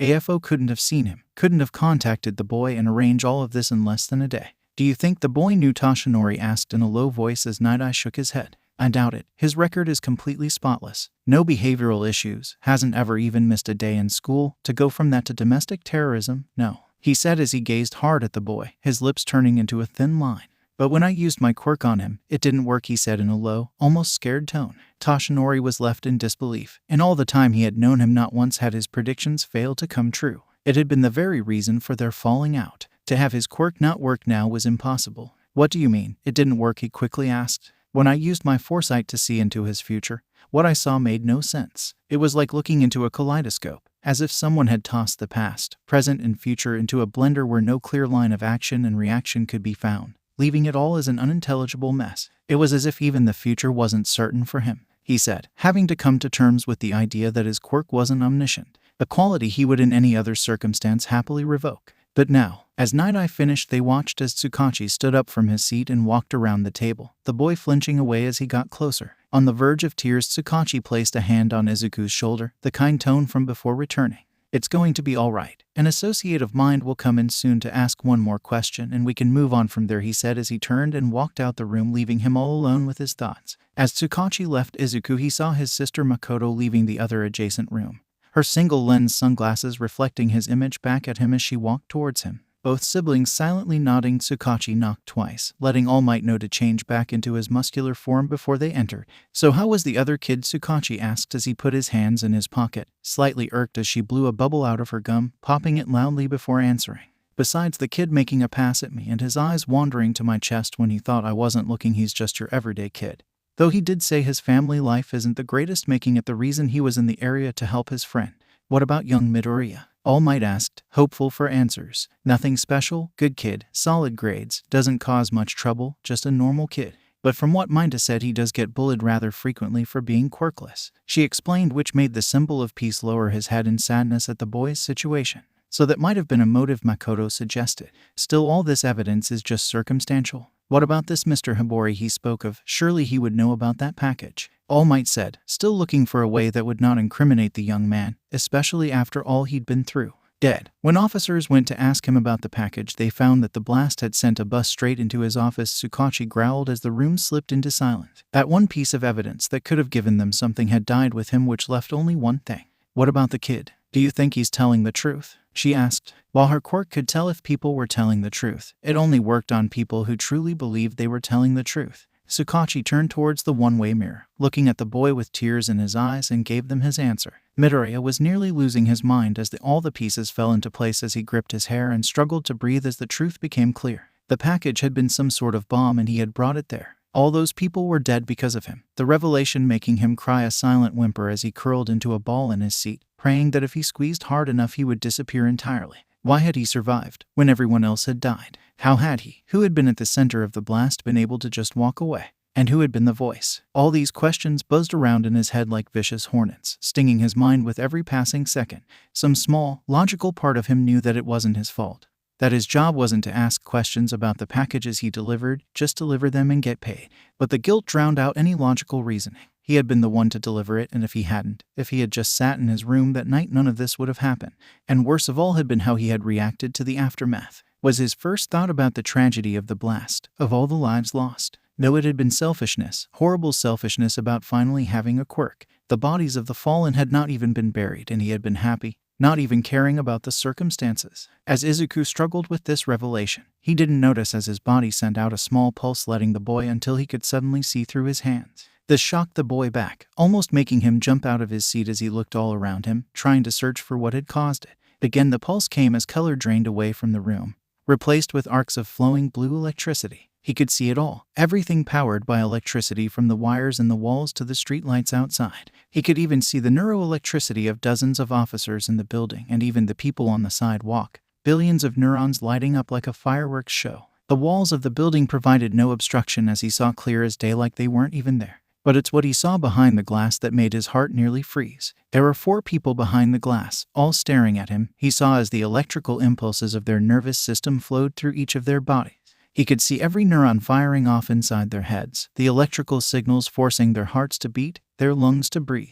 But the one nervous system seemed to be missing something, a lung on his left side. All Might, he whispered in disbelief as the door swung open once more, bringing color back to the world. This time it was a woman in a pristine white blazer and sunglasses. She had long black hair and large hoop earrings that jostled with every step as she took a seat opposite Izuku, crossing her legs and putting her elbows on the table. "Hey kid, how are you holding up?" she said with a bright smile, though all she got in response was a slight nod of his head, not able to speak as his former idol watched him from only a few feet away. "Well, my name is Makoto Tsukachi, and I've been told to ask you a question. But first I need to tell you how it works for legal reason," she said as once again she received only a nod of affirmation. "My quirk is called polygraph. It allows me to tell when a person is lying when I'm in physical contact with them. I'm going to need you to give me your hand," she said as she laid out her hand on the table, palm up. Izuku gave one last look towards the mirror, where he knew All Might was watching, and shakily gave her his hand. "Izuku, did you know what was in that package?" she asked, pulling off her glasses and letting the boy look her in the eye. That was when the tears finally began to flow. "No," he finally managed to say in a strangled choke as they stayed like that for several more moments before Makoto pulled back her hand, a deep sadness carved on her face as she left the room. Eventually Detective Tsukachi and the muscled form of All Might entered the room. "Given the evidence, we have reason to assume that the package you delivered was the device used to cause the Ʞ the detective said as Izuku's head sunk lower into his chest. "But given all present evidence concerning your involvement is circumstantial. Your position as merely the deliverer and evidence of your ignorance about the package's contents provided by Ms. Tsukachi's quirk, there is not sufficient evidence to convict or for you to be held liable. You're free to go." That last sentence sent the boy's body into shock and felt as though he had been thrown into the frigid waters of the Arctic as he snapped his head to look the 2 adults in the eye. "No, I should be punished. All those people are gone because of me," he frantically said, shifting his eyes between the 2 adults begging to be punished. But All Might simply put his hand up to quiet the young boy. "It wasn't your job to know. The fault lies on your employer for not properly checking what they were having you deliver," he said in a deep baritone voice. "You've done nothing wrong, and I promise that the people responsible for this will be brought to justice." He wanted to protest further, to scream that it was still his fault, but one look from them told him the decision had already been made and he could do nothing to change it. After that, the adults allowed him the time to collect himself before escorting him and minded to his mother, who looked to her son with palpable worry, with tears flowing down her face. The final ride back to their home had been even quieter than before as Izuku watched people trying to clean up all the damage that the explosion had created. Nearly every window in the city had been completely shattered, and pieces of falling debris had crushed cars and any unlucky pedestrians on the sidewalks. All the while, the feeling of guilt sank deeper and deeper into Izuku's soul like a tick burying itself in flesh, denied the opportunity to be punished for a crime he had a part in, making him feel even less about himself. Eventually they made it home and could only watch with sullen eyes as the car drove off, leaving them in the flickering lights of the street. "Would you like to come inside?" and Ko asked sheepishly as they got to the foot of their building. "No, it's all right, Ms. Midoriya. I should be getting home," he said with a tired sigh and giving Izuku a look. "If you need to talk, hit me up," he said as he walked away down the dark street with nearly every streetlight having been destroyed. When they got inside, it was obvious that their building hadn't been spared, as his mother had taped garbage bags over the windows and their fridge was empty of everything, the EMP making most of the food go bad. "I'm going to make us some tea, okay?" his mother said nervously as she walked into the kitchen. "Okay," he whispered back as he walked to his room, seeing lines of cracks in the walls when the explosion had rocked the building. Placing his hand on the knob, he opened the door to see the room that at one point had been a shrine to All Might in all but name, but now was competently destroyed, with pieces of action figures and posters from his earlier rampage mixing with overturned furniture, with only his bed having remained relatively in place after the blast. Sitting down in his bed, wiping away dust and chips of drywall, hearing the springs creak as he laid himself down, hands crossed by his waist, he looked like a corpse, felt like a corpse, and should have been a corpse. His mind was like a ship in a storm, without direction. For the second time in his life, he truly had no idea what he going to do now. That's when he felt a slight buzz in his pocket as he pulled it out to see an unknown number. Hello?" Izuku asked hesitantly, not wanting another surprise today. Though once again it seemed the universe cared little for what he wanted and how he wanted it. "Hi Izuku, it's Sue," came a familiar voice which made the boy shoot back up from his bed. "Sue, how did you get my number?" he asked as politely as he could. His world may be ending, but it was no reason to treat her badly. "Your short friend Minda gave it to me. I was halfway to throwing it out. thinking he gave me his, but I guess he was telling the truth, Tsu explained. Izuku was silent for a moment before he had to fight himself from laughing hysterically, the disjointed turn of events playing havoc with his emotions. It was not the kind of laughter sparked from joy, but the kind where you had to choose between that and losing yourself. Of course he did, he said as bit his lip so hard it bled. So what's up? Well, seeing as we both have new quirks, I thought we could practice together, give us the chance to see what they can do, she answered back. Izuku froze. The idea of being a hero after all that's happened, sending a chill down his spine and filling him with shame. How could be a hero who saves people? How could he smile and save the day when his hands were already bloodied by the deaths of thousands? Well, I don't, he tried to say before he was cut off. Because when we were talking, you seemed like you've been analyzing quirks for a long time, so I thought there would be no one better to train with than you, she said, leaving the jade-haired boy silent, his mind returning back to what she had said earlier that day. Those words acting like a lighthouse to a ship caught in a terrible storm. She had believed in him, had known him for so little time, yet was the only one to tell him what he had always wanted to hear and mean it. He dug his hand into his green hair, tugging at it hard as he struggled with the decision. If you don't want to, that fine, she said quickly. No, I'd love to, it's just been a long day, he jumped to say. Even if he felt he could never be a hero, at least he could help her become one. I'll call you when I think of something we can do. Thanks, I'll try and think of something too. By the way, what did the police want with you too? ... They just wanted to ask us some questions. Talk to you later, Tsu, he said, as he hung up the phone, letting the device slip from his fingers and fall to the floor. The next few hours went by quietly as Izuku struggled with everything that had happened.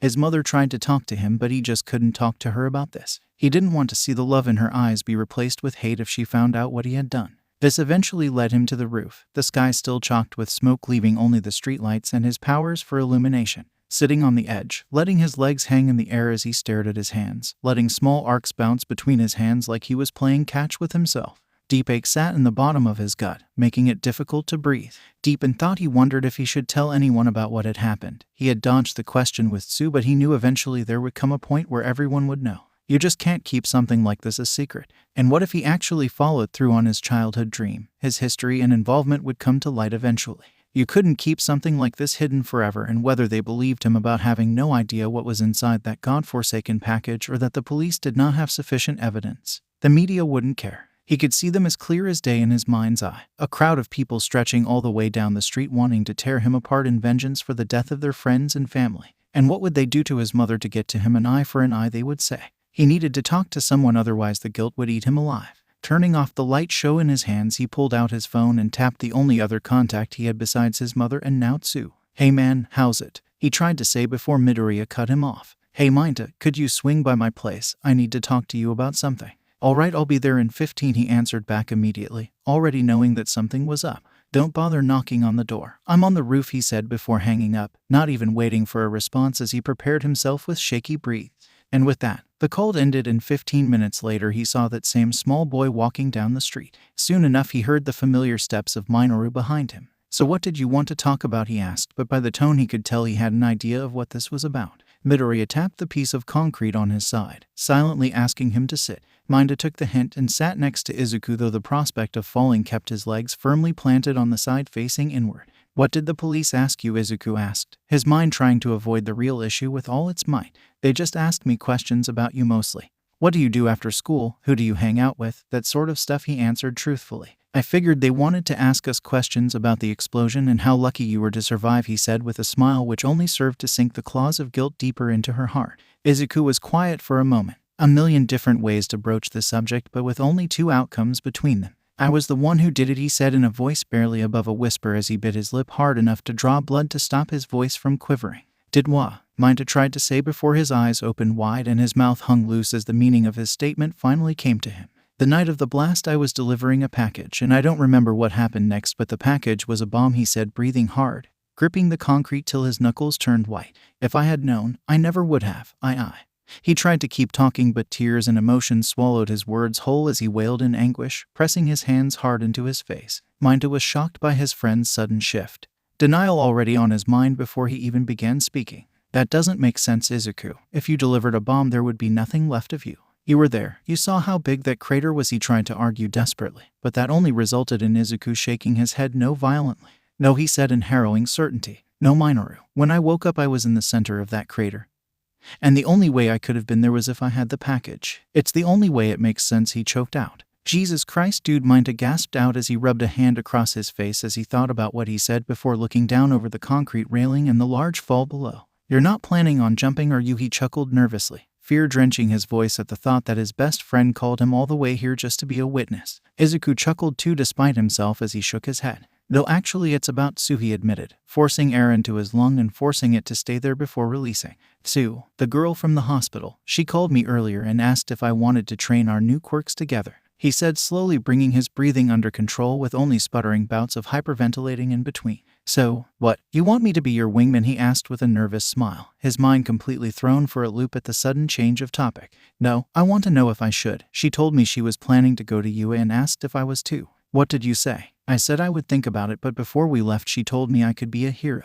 And I wanted to ask you, he said, looking deep into his friend's eyes, his being completely bloodshot. Can a murderer like me still be a hero? What followed next was a sharp sting as the diminutive boy slapped him hard on his cheek. It really didn't hurt, but what it lacked in physical power it made up for in psychological power as the boy stared in shock as 𝗫𝐸 stared back at him with a hard look on the face. You're not a murderer. You're the kindest person I know. You've had no way of knowing what was in there. You can't hold yourself responsible for that, he stated as tears began to flow from him, as his emotions began to overwhelm him. But how could I call myself a hero when my hands are stained with the blood so many? He yelled, his pain making way for frustration. Why had this happened? Why had he been given the one thing he had always wished for in the worst possible way? What had he done to deserve this? The two were silent for a moment as 𝗫𝐸 looked out over the city. You've been a hero as long as I've known you, he said with confidence as he looked into Izuku's wide eyes. When we first met, you saved me from Bakugo and his friends. You got your ass kicked by 3 people, covered in burns and bruises for a person you didn't even know.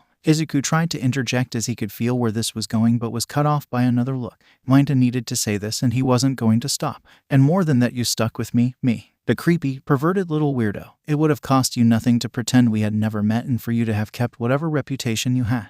But you didn't. You and your mother have been more of a family to me than my own parents. You're my brother and you are the most selfless person I have ever fucking met. You might not see it, but I do. Fuck what our classmates said. Fuck what our teachers said and fuck what Bakugo said, 𝗫𝐸 yelled, swinging his arm in front of him in a dismissive gesture. He would like to believe that he was really as kind and selfless as 𝗫𝐸 thought, but he knew what he had first thought after finding out about his power. There had been nothing selfless about it. Even here and now, this was about him, how he felt, how he had been made to suffer. Not about the other victims. Not how they had suffered, not how their families were suffering. While your powers came at a terrible price, now you have the chance to save more people than just one perverted fool, and moreover you have the chance to find the bastard who did this. He finished, taking deep breath and an even deeper sigh as Izuku thought over what his friend had said. Maybe he couldn't be selfless. He knew he couldn't be the kind of hero he had once idolized in All Might, fighting villains with that ever-present smile. He couldn't, not anymore. But maybe he could still be a hero, a different kind of hero, a hero that could make their deaths mean something.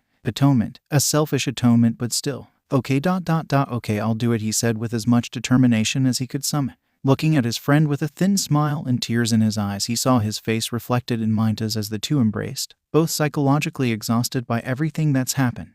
Thanks, man. I needed to hear that, Izuku whispered as he pressed himself into him. Don't thank me yet. You owe me a week's worth of takeout, 𝗫𝐸 said, still in each other's arms. For what? Izuku asked. For giving her your number. Can't have my brother dying a virgin. What would people think? He answered back as the two began to chuckle, which eventually escalated to full-on laughter as they finally released each other. All right, I'll see to getting you that. By the way, you wouldn't happen to know a place we could train?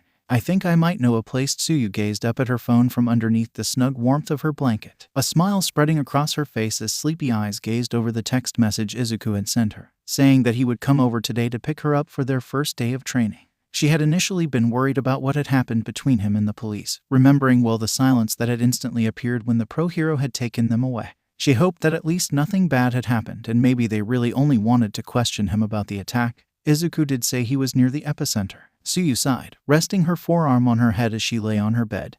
Everything's fine, she said to herself, and he's coming over soon. A boy was coming over to her apartment, and he was picking her up. She felt her face heating up as thoughts filled her mind, her knees rubbing together in unfamiliar anticipation as she hugged her phone to her chest. 𝐶𝐸, get up, her mother yelled, pulling her from her inner thoughts as the look of happiness and embarrassment were replaced with her usual deadpan.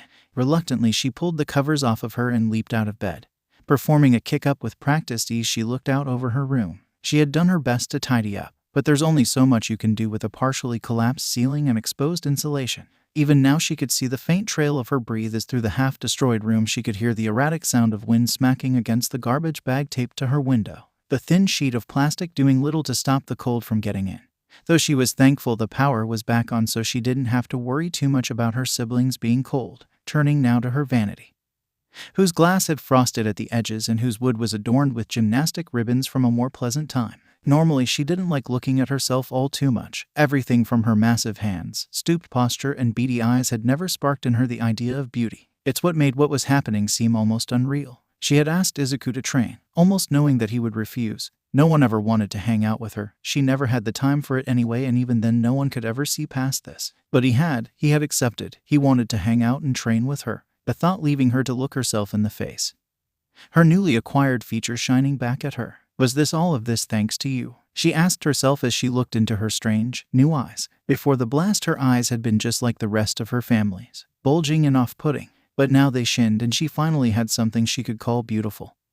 And it might have just given her her first friend. But that was the least of the changes she had to deal with, she thought to herself as she remembered having to show off her new power to get her parents to take her to the hospital. First time she had ever seen a look on their face that wasn't as placid as her own. But the memory of how her father had treated Izuku sparked a flame of anger in her. The first person in years to speak to her like a person, and that was how he acted.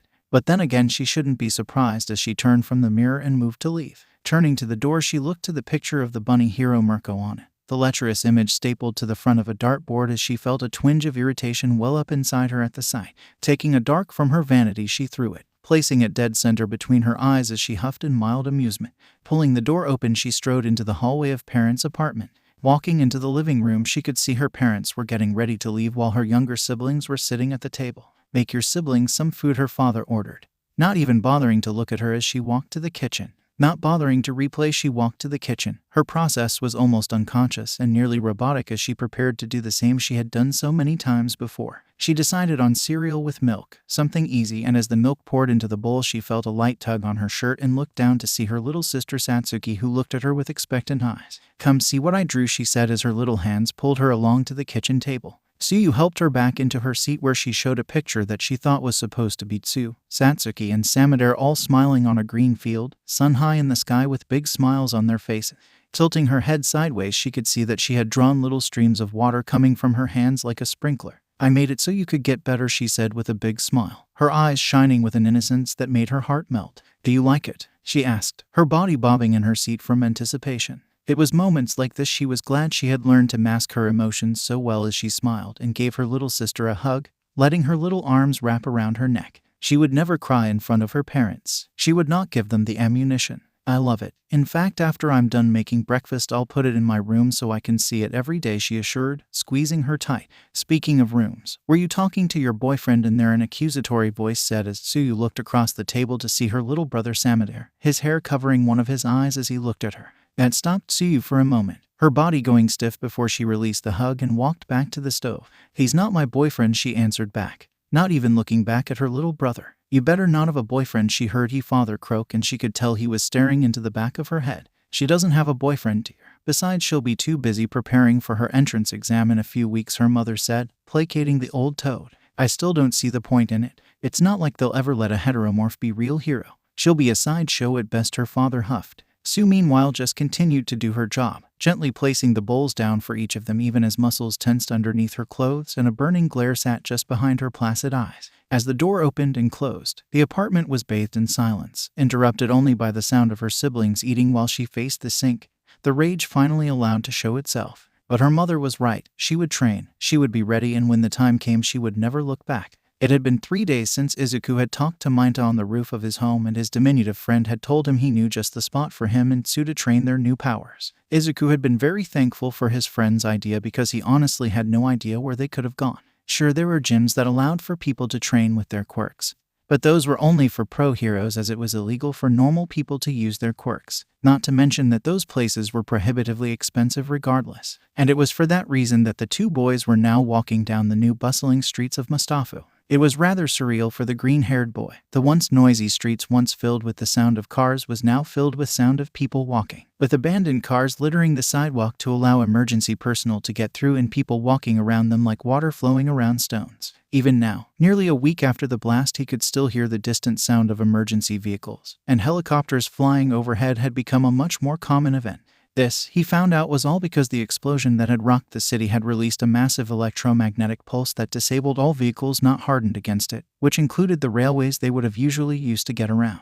Even now he couldn't even guess how he survived it. "You said she lived around here?" 𝐴 questioned in a slightly tired tone, bringing him back from his internal thoughts. Izuku looked behind him to see him begin to lag behind, the long walk apparently doing a number on his little legs. "We've only been walking for an hour. Don't be a baby," he chided. "Besides, I think we're here." As 𝐴's final tired moan ended, they arrived to an apartment building much like his, though this one had been relatively closer to the blast, and the pair could see the effects plainly with solid cracks running across and along the walls, and he wondered if the building was even safe to be in. Up and up they walked to the 4th floor and lightly knocked on the door, hearing several voices inside and the sound of shuffling before the door opened part way and stopped only by a chain lock on the inside as a 𝐶𝐻 peered out. "Glad you made it," she said as the door closed again, as the sound of her unhooking the chain rumbled against the door before it opened again to reveal her. She was wearing a thick green jacket, which looked warm in the late winter air. Her hair was tied back in an elaborate knot, and as always her face was an unreadable expression as she stared at the two of them. "Nice to see you again, Izuku."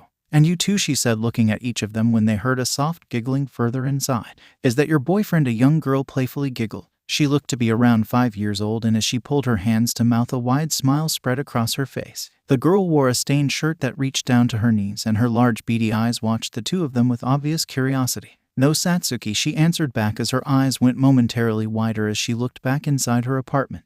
Before she could say anything else, another child came into the hallway. He looked older, around 10 years old, and wore a bored, disinterested expression as he leaned against the wall of the hallway. "Does Mom and Dad know that you're leaving us alone to be with boys?" he said, the boy's demeanor instantly changing from whatever look Tsu was giving him.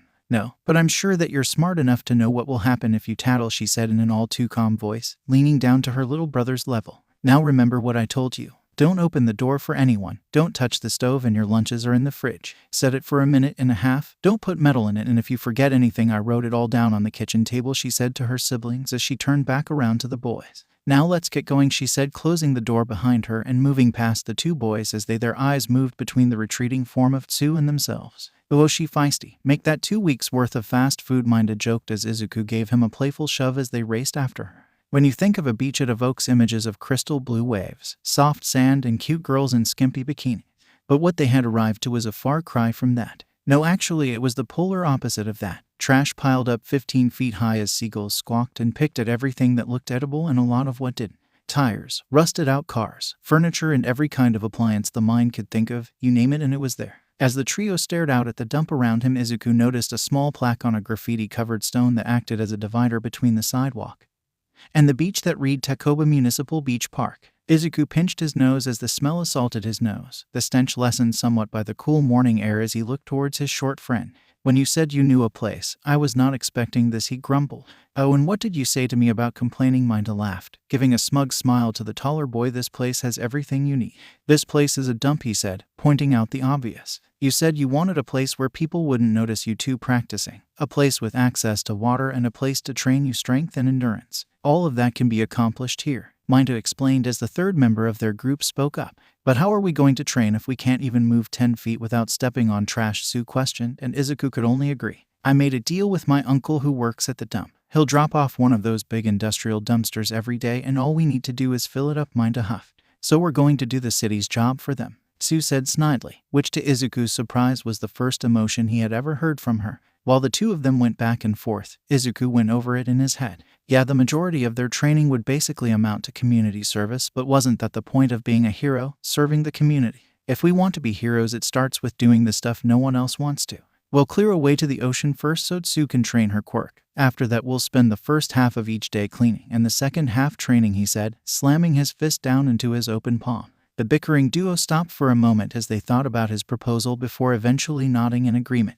No sooner that they had, did they hear the blaring beeping of a large truck backing up. With a loud bang, the industrial dumpster was laid out on the side of the road, and seconds later a portly man stepped out of his truck. He was a middle-aged man in his mid-40s with a 5 o'clock shadow and balding purple hair. "All right, here it is. I'll be back in 6 hours," he said, slapping the container like a gong. Turning around, he reached into the cabin of his truck and pulled out a box filled with garbage bags and tossed it at 𝐴 to make the young boy stumble back as he caught it. The trio gave their thanks to the man and made their way down onto the beach and got to work and were immediately surprised. Izuku's first target was an old fridge. Looking hard at it, he took a second to think about how he was going to lift it without hurting himself, doing his best to stretch all the while. Gripping the edges with uncertainty, he straightened his back, lifted with his legs and nearly threw it into the air, shocking the boy so much he nearly stumbled over. Surprise washed over him like a wave by this as he looked around to see both 𝗫𝐸 and 𝐸 looking back at him with a similar expression. "Midoriya, since when have you been so strong?" 𝗫𝐸 questioned, confusion drenching his face as he stared at the green-haired boy who struggled with that question himself. As if to test how strong he was, Izuku removed one of his hands and balanced the fridge in the other, lifting it over his head. "I have no idea," he said in bewilderment of his own sudden increase in power as he walked back to the container and placed the fridge back down with similar ease. Turning around, he saw how 𝐸 similarly displayed a level of strength that she didn't know she had as she lifted a stove with similar lack of effort. This sped up the process greatly and provided a good amount of entertainment as the two watched 𝗫𝐸 struggle to lift objects that were now easy for them. By the end of the second hour, they had cleared a path to the ocean and filled the container till it was almost overflowing and began switching to training. "Are you sure the water won't be too cold?" Izuku worried, afraid that his new friend would get hypothermia. "Don't worry, I came prepared," she answered as she undid her large jacket to reveal a form-fitting green bodysuit that hugged her curves. Izuku responded by looking away, his cheeks tinged red as thoughts enter his mind. "Damn you, 𝗫𝐸, you have corrupted me," he thought to himself, only to see said boy looking on without a hint of shame, giving the frog girl a big thumbs up and a slightly bloody nose. "This suit helps keep my body temperature regulated, so I'll probably be good for about an hour before I need to get out," she explained, either not noticing or caring about the short boy's antics. Again, this new information sent Izuku's mind ablaze with ideas as he pulled out a notepad from his pocket and began writing things down, forgetting entirely his former embarrassment as he got closer to 𝐸 and began inspecting her suit. "What's it made of? Where did you get it? How much did it cost?" The questions came a mile a minute before he regained control of himself, his face turning even redder than before. "I'm just gonna go over there," he groaned, quickly walking away, the embarrassment growing too much to bear as he disappeared behind a tower of trash. With only a hint of blush in her cheeks, she turned to look at the only other person there that even without a mind-reading quirk she could tell what he was thinking. "So how long have you known Izuku?" she questioned, hoping to draw the boy's mind away from her body. This seemed to have the desired effect as his lecherous face turned more serious at the mention of the emerald-haired boy. "Oh, me and him," he said half-seriously, pointing in the direction Izuku had left. "We've known each other for as long as I can remember," he said with a smile on his face. "But how did you meet? You two don't seem very similar," continued, her trademark lack of filter being formally introduced to the smaller boy. "Yeah, well, looks can be deceiving," he huffed, only to feel the unblinking gaze of girl on him, making him sigh as he explained how they first met. "I transferred to his school when we were still in elementary school. When I first got there, we didn't really interact much, but that changed when I unfortunately got the attention of the school bully," he said with a flippant wave of his hand. "So he saved you?" she continued to question, pressing a finger to her lip. "Yeah, he did," he said with a small smile. "I had just gotten my quirk," he explained, plucking one of his hairballs from his head and throwing it at a piece of trash, making it stick to it. "I got a little too excited, and when I was at the park I threw one without looking," he said as he began to laugh at the memory of that day, despite himself. "Got him right on the head," he said, pointing to a spot on his own as an example. "He and his buddies came running looking to beat the hell out of me." "And he stopped them?" she asked, showing she was still listening. 𝗫𝐸 breathed through his teeth as he explained how Midoriya stood up for him, only to get beaten up for his trouble. "After that I tried to thank him, and you know what he said?" 𝗫𝐸 asked, turning to look the girl in the eye as 𝐸 shook her head. "That's what heroes do," he said with a sad smile, sad at how his best friend had always wanted to be a hero and how the universe had decided to answer his prayers in the worst way possible. "After that, we've been best friends ever since," he finished as 𝐸 stood there, thinking over the story he had told her. But it wasn't all bad. His mother ended up having to shave the ball off, leaving him with this big bald spot for a few weeks. The whole school thought it was hilarious. He laughed as 𝐸 nodded his head, her mind finally made up. "You're all right," she said, confusing the shorter boy as he looked up at her. "When I first met you, I just thought you were a chronic pervert," she said, making 𝗫𝐸 sag his shoulders. "But I can see you're more than that." That struck the smaller boy so fast he was afraid he might get whiplash. As he stared into the frog girl's eyes, Izuku told about how you saved him after the blast, carrying him on your back, she said with a smile that to 𝗫𝐸 felt as though the clouds had parted and light shined upon him. "He seems like a really good guy, so thank you for saving him," she beamed. While 𝗫𝐸 felt like he could die right now and be happy as he stood there stunned.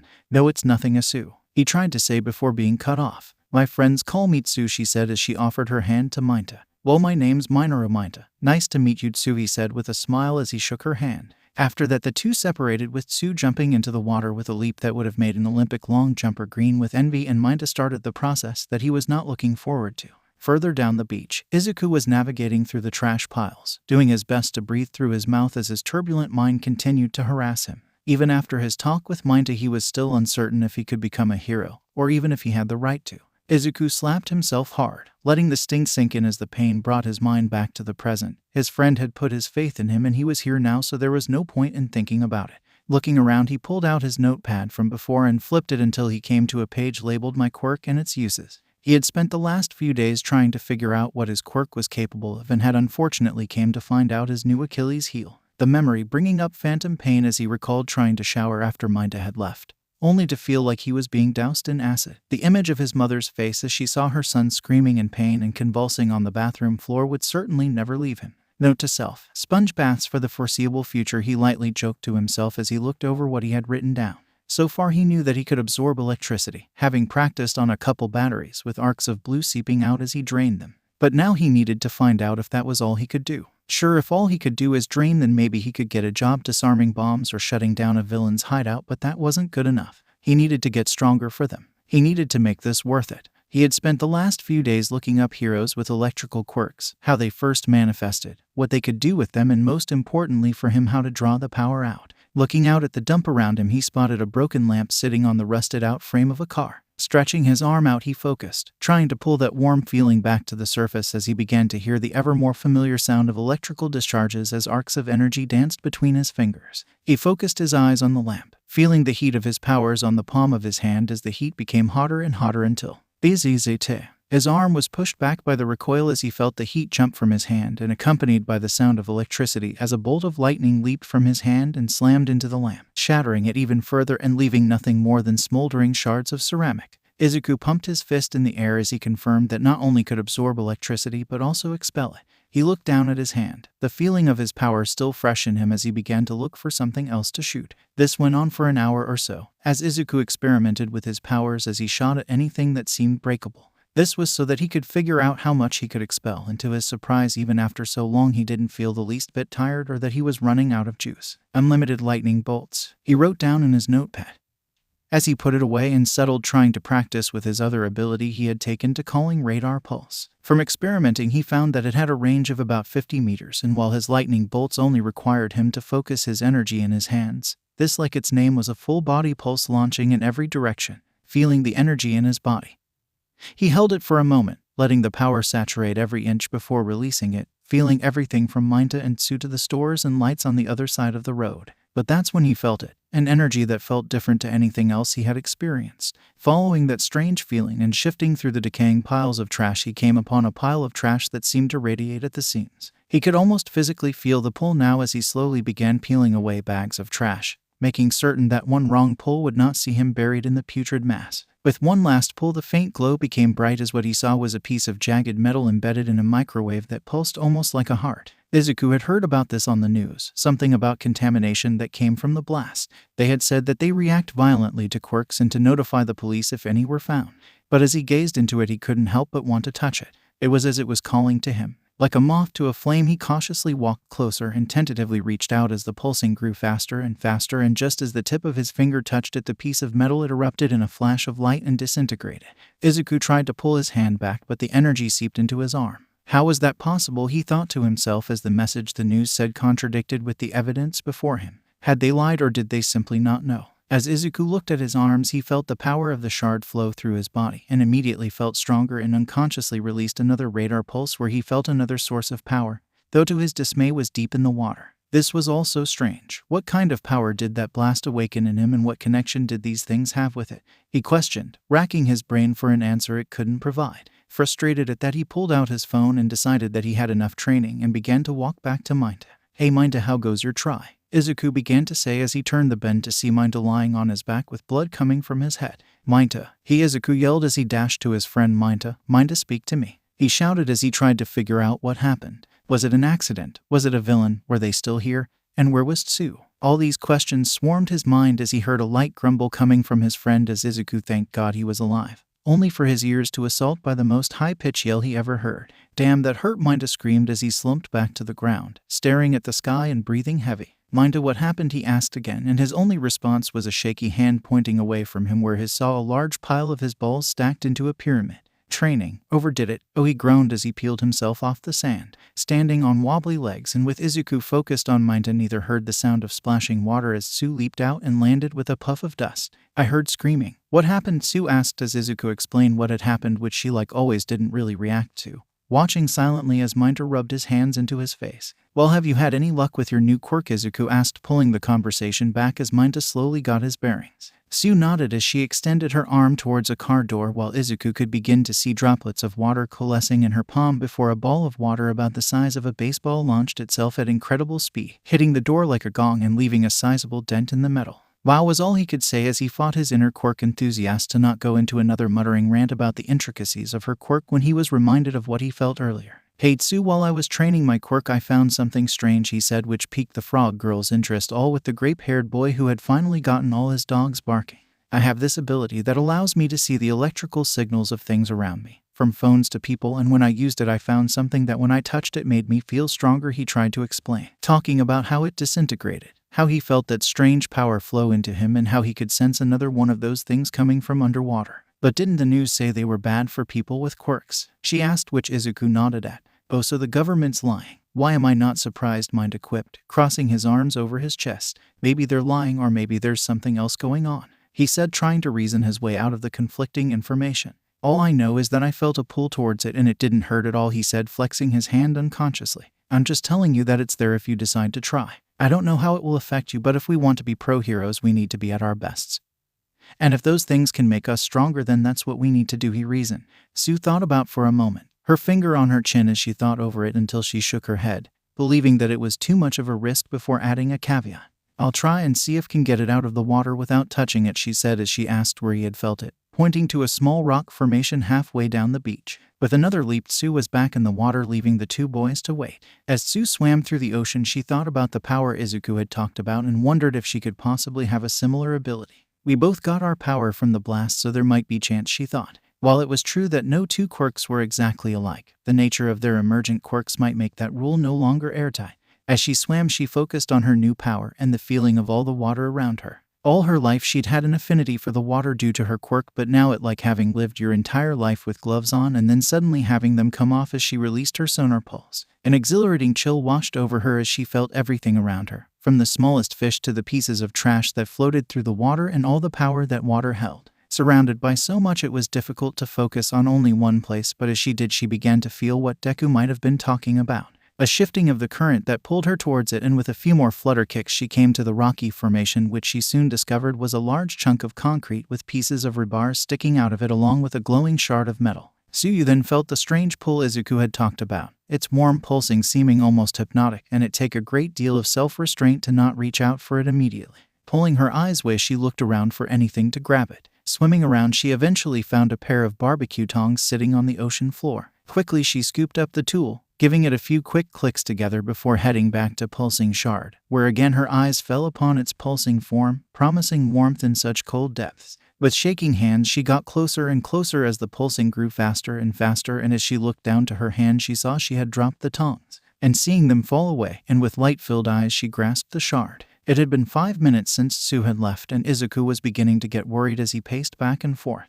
Maybe she got caught on something or the shard had hurt her. Fear began to seep back into him. He couldn't take another person dying because of him as he began to hyperventilate. He was only stopped when Hand grasped his arm as he looked down to see Minda looking at him. She'll be fine, he said, flakes of dried blood chipping off of his skin as he scratched his head. With a sigh, Izuku relented, and just as he did, a form leaped from the water and high into the air. Both Midoriya and Minda looking up and watching the form sail through the air and land with a hard boom, kicking up sand and obscuring her, both coughing and waving the dust out of their faces as Tsu finally entered her view. Hey, what happened? You were down there a long time, he asked. I'm sorry, she said, but when I tried to grab it, She tried to explain before a look of confusion fell across her face. Hey, did you guys get shorter? She asked as the two looked at each other in confusion for a moment. No, you're just standing up straight, Minda said as Tsu looked down at herself and her mind went blank. For the last 4 years of her life, her frog quirk had become more and more dominant, and she had been forced to spend every moment stuck in that half-bowed velociraptor pose, her spine molding into the posture of a frog. Immediately she stretched as far as she could, her arms reaching to the sky and leaning back as she felt muscles she had forgotten had existed stretch with her. She stretched so far she fell over, falling to ground with a thud as the two boys moved to see if she was okay. And she was okay. No, more than okay, as they saw the girl's lips pull back into a large smile, the first true emotion the pair had ever seen on her. She laid there for a few moments longer, arching her back against the sand and cyan eyes peering past the boys and into the sky as the limitations of her body finally lifted. "Yeah, I'm okay," she said, still smiling as she lazily offered her hands to the boys to help her up, to which both immediately accepted. Getting back to her feet, she felt a wave of relaxation she had not thought possible as she rolled her shoulders as she looked at Izuku with half-lidded eyes that looked like the greatest high of her life. "Sorry, tried to grab it with some tongs, but," she said, shrugging her shoulders. "It called to me." Izuku could only nod his head in understanding. While he didn't like the idea of these shards having such a profound effect on them, he couldn't lie that he did enjoy the experience. "So how did it feel?" Izuku asked. "It was amazing," she whispered as the sound of screaming and gunfire filled the air. Immediately the trio bolted, quickly hiding behind the stone wall that separated the beach from the street beyond. Izuku looked to Minato and then to Tsu, the first of which was shivering in his shoes, his eyes frantic, whilst Tsu had reverted back to her emotionless expression, her euphoria forgotten, but even then he could see the fear growing the corner of her eyes as small erratic bursts of gunfire and frightened screams fill the air. "What's going on? Why are villains here?" Minato silently screamed as each tried to pinpoint where exactly the noise was coming from. "We have to see what's going on," Izuku whispered as he slowly peeked his head above the wall only to be pulled back down. "My mind. Are you crazy? Whoever it is, they have guns. Let's just leave it to the pros," he said in a strained squeak. "The heroes aren't coming," Tsu said with a look of certainty as the two wheeled around to face her. "And how would you know?" Minato accused. "That was impossible. It was their jobs to come and stop the villains. Why would they not come? I've been hearing gunfire in the distance off and on again for the last few days from my home. And very little police sirens coming from the same direction," she informed, keeping her eyes trained on where the noise was coming from. "That doesn't explain why they wouldn't come," Izuku said, wondering where she was going with this. "It was on the news. An entire hero agency and a few solo heroes got wiped out in the blast. So I think all those dead heroes mixed with how many civilians died is making the rest lose their nerve," she coldly explained while Izuku was feeling a storm of guilt and anger. An entire agency gone in the blink of an eye. All because of him. If not for the anger, he was almost certain he would have frozen, his mind entering a tailspin of self-hatred. But that anger was there and it was burning his insides like a fire. How could they claim to be heroes yet when the going gets tough they ran away? "I'm going to stop them," he said as he tried to vault over only to again be pulled down. "You're going to get yourself killed," Minato screamed. "I am not going to look your mother in the eye and tell her you died trying to be a hero, but we want to be heroes, don't we?" he argued. "If he didn't do something now to help, then he didn't deserve to ever be called a hero. If you go, you won't be a hero. You'll be just as bad as the villains. You'd be a villain using your powers unlawfully," she countered, to which Izuku could only look at her in shock. "No offense, Tsu, but that's stupid. We've been unlawfully using our powers all day, and before there were heroes there were vigilantes before the government made them official. If simply using your powers to help makes you a villain, then every good Samaritan should be behind bars," he railed as Tsu looked away. "Look, I know you're scared. I am too. But we have to do something," he said, restraining from yelling. In truth, he needed to do this. He needed to start paying them back, and if he died in the attempt, then at least he tried. "If you want to stay here, fine. But don't try and stop me," he finished as he hopped the wall and ran off towards the gunfire, not letting Minato have the chance to pull him back for a third time as he heard him scream his name. He didn't need to run far as the gunfire became louder and louder, battling with drumming of his heart in his eardrums in a contest to see which could deafen him first. His heart was hammering in his chest and his palms were sweaty as he stopped at the corner of a small intersection and peeked around to see them. There were 5 of them, and each one was wearing a dark red hoodie that obscured their faces. And all of them were armed with Russian rifles he'd seen in old war movies as they fired into the air in buildings that lined the street. It seemed the street they were on was acting as an open market before they showed up as overturned carts and produce littered the street. Turning back around, he looked at his hands, flickers of energy dancing along them as he prepared for the fight of his life. But how was he going to do this? They outnumbered him 5-1, and who knows how many more might be lurking around. They were armed with guns and who knows what quirks as well. But that was when remembered the most important rule in combat. Always fight from the high ground. It wasn't a lot, but at least it gave him something to start with. Looking up, he decided to test his newfound strength as he jumped up to a ledge and began scaling the building, untrained fingers only taking a few moments to understand as he climbed. In a matter of seconds he had scaled a 3-story building, and in any other scenario he would be absolutely astonished with that feat. But he had a job to do as he silently crept across the roof of the building. Slowly, building by building, he got closer, being able to now hear them talking, and strangely it almost sounded like they were underwater as one coughed up a stream of black fluid. Breathing in one last deep breath, he shot up from his hiding spot, his right arm crackling with energy as he aimed it at the first villain. With a loud zap, he released a bolt of lightning straight into the chest of the first villain, knocking him clean off his feet, though he did not have time to see if he was down for the count as he was forced back behind cover as his position became riddled with bullets as the rest opened fire, covering his head as pieces of concrete and fell all around. He looked around for another place to move. If he got pinned down, he was as good as dead. For a moment the gunfire stopped, allowing him to look to his right and see another building across a small alley, and as he was about to make a break for it, he heard a strange metal clink as something dropped next to him. He turned his head to see the familiar pineapple shape of grenade as his eyes bulged in his sockets as he leaped away, the heat and shockwave rocking the building and hurtling him to the other side. Izuku nearly bit the tip off his tongue as pain rippled through body as he rolled to a stop, but to his surprise, when he looked at his body, he didn't see any blood or obvious signs of injury. But he wasn't given the time for a proper examination as his new cover was once again assailed with gunfire. This was getting him nowhere. He needed a way to take them all out in one go, otherwise he was done for. That was when he had an idea. Just before they threw the grenade, the shooting stopped, probably allowing the others time to reload while he lobbed it. So all he had to do was wait for that moment. But how was he going to take them all out? He couldn't do this more than once or else they would see the pattern, and he had only so much roof to work with. He racked his brain, biting his lip so hard it bled as tried to figure out what to do. That when he remembered what Sue had done is the memory of her jumping out of the water and slamming into the sand. If he could somehow wreath himself in his electricity, he could create a shockwave that could hit them all at once. Just as that thought had finished, did the sound of gunfire stop and forced Izuku's hand. He didn't know if this idea would work, but it was now or never, and with one last breath he jumped off the balcony, into the street and straight into the villains. In that moment he could see them, hurriedly swapping out magazines while one threw the grenade, the explosive projectile sailing right by him as arcs of electricity wrapped around him as he descended like a crackling blue comet. The villains barely had time to process what was happening as Izuku's feet hit the ground, and the earth erupted with the force of an artillery shell as he sent a massive shockwave throwing trash, carts, and goons all across the street. Izuku did not give them the time to recover, and as the second grenade exploded on the roof above him, raining pieces of concrete across the street, he lifted a hand and blasted 3 of the 4 goons with electricity. The fourth one, however, he was not fast enough to shoot as the villain again gurgled, coughed up a black fluid that didn't look like blood, and lifted its weapon. Izuku on instinct rushed the villain and grabbed his gun, attempting to wrestle control away from the villain as the electricity in his hand surged through the rifle and cooked off the gunpowder, causing the gun itself to explode and knocking both of them back. With numb, blackened hands he looked up to see the last villain, and his own eyes went wide. The villain's hands had been completely mangled, one hand missing most of its fingers, but with such a terrible injury the villain stood stone still, watching Izuku from behind their darkened hoodie. What is this guy made out of? Izuku thought to himself, astonished by the enemy's insane pain tolerance. But almost as a response to the question, the villain's arms began to be covered in thick, black ooze until they turned into vicious whips. Now it was Izuku's turn to be surprised as the whips lashed out, giving him barely enough time to protect his body as they slammed into him with the force of a truck, sending him flying straight into a wall, cracking it.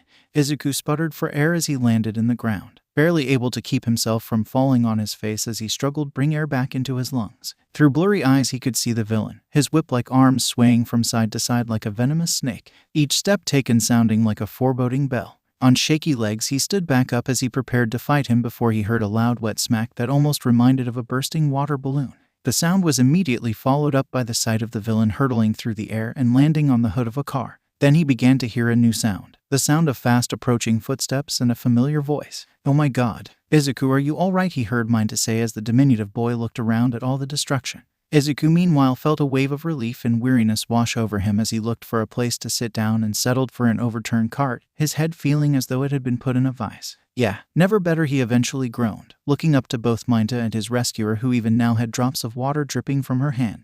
"Thanks for the save," he said to Tsu, who periodically switched from looking at the downed villain to him. She nodded in acknowledgement. "You're welcome, just glad you're okay." "Hey man, I'm sorry," he heard 𝐷 say. "I shouldn't have let you go off on your own. I should have helped," he said, a look of shame etched on his face. Izuku could only put an arm on his friend's shoulder, too tired and too happy to still be alive to be angry. "It's okay, 𝐷, it was my choice to make," he said, giving him a smile. "Besides, if you want to help, you can." He trailed off as he saw another member of the red-coated villains rush out of an alley, and leveling a shotgun at Tsu's back. Instantly he moved, faster than he knew he could, and dashed from his sitting position, pushing Tsu out of the way as the villain fired, the metal balls sailing through the air and straight into his chest, knocking him end over end and onto his back. 𝐻𝐸 𝐬𝐿 screamed as Tsu launched a bolt of water straight at the villain's head, slamming into him and bouncing him off the wall of the alley he had come from. Izuku, for his part, was in immense pain. His chest felt like it was being stung by thousands of hornets, forcing him to take short gasping breaths as 𝐼𝐻 rushed to his side, tearing streaming from his eyes. "Izuku, stay with me," he yelled as he ran to him. Clenching his jaw so hard, he feared he would shatter his teeth, he hoisted himself up and looked at his chest in confusion. Where he expected to see a bloodied mess of bone shards, he saw nothing except holes in his shirt. Grabbing at the collar of his shirt, he tore it in half to reveal a chest completely blackened by bruises, tenderly touching his body. He scanned it for the damage his mind told should be there, but there was nothing, no holes, blood, or fragments of bone. "We need to get you to a hospital," Tsuyu said, stress in her voice as for a second time today he saw emotion on her face, genuine worry. No hospital," he said as tried to pull himself up to his feet. If he got sent to the hospital, they would no doubt start asking questions whose answers he knew would get him in deep trouble. As he got to his hand and knees, he was stopped by Tsu as she put her hand on his shoulder. It was then he released an involuntary radar pulse and saw the nervous systems of his friends, the bioelectricity coursing through them, evoking a terrible, monstrous idea. Feed with a groan, he shook his head hard, dispersing the alien thought as he looked to see a lamppost. Pulling himself from Tsu's grip, the pair watched as he crawled his way to the electrical source like a man dying of thirst. "What are you doing? We need to get you help," Tsu pressed, but Midoriya ignored her, focusing on the river of electrical life, stretching out a hand and feeling the lines of energy being drawn to him as arcs of electricity erupted from the post and into his body. It lasted only a few seconds before he completely drained it.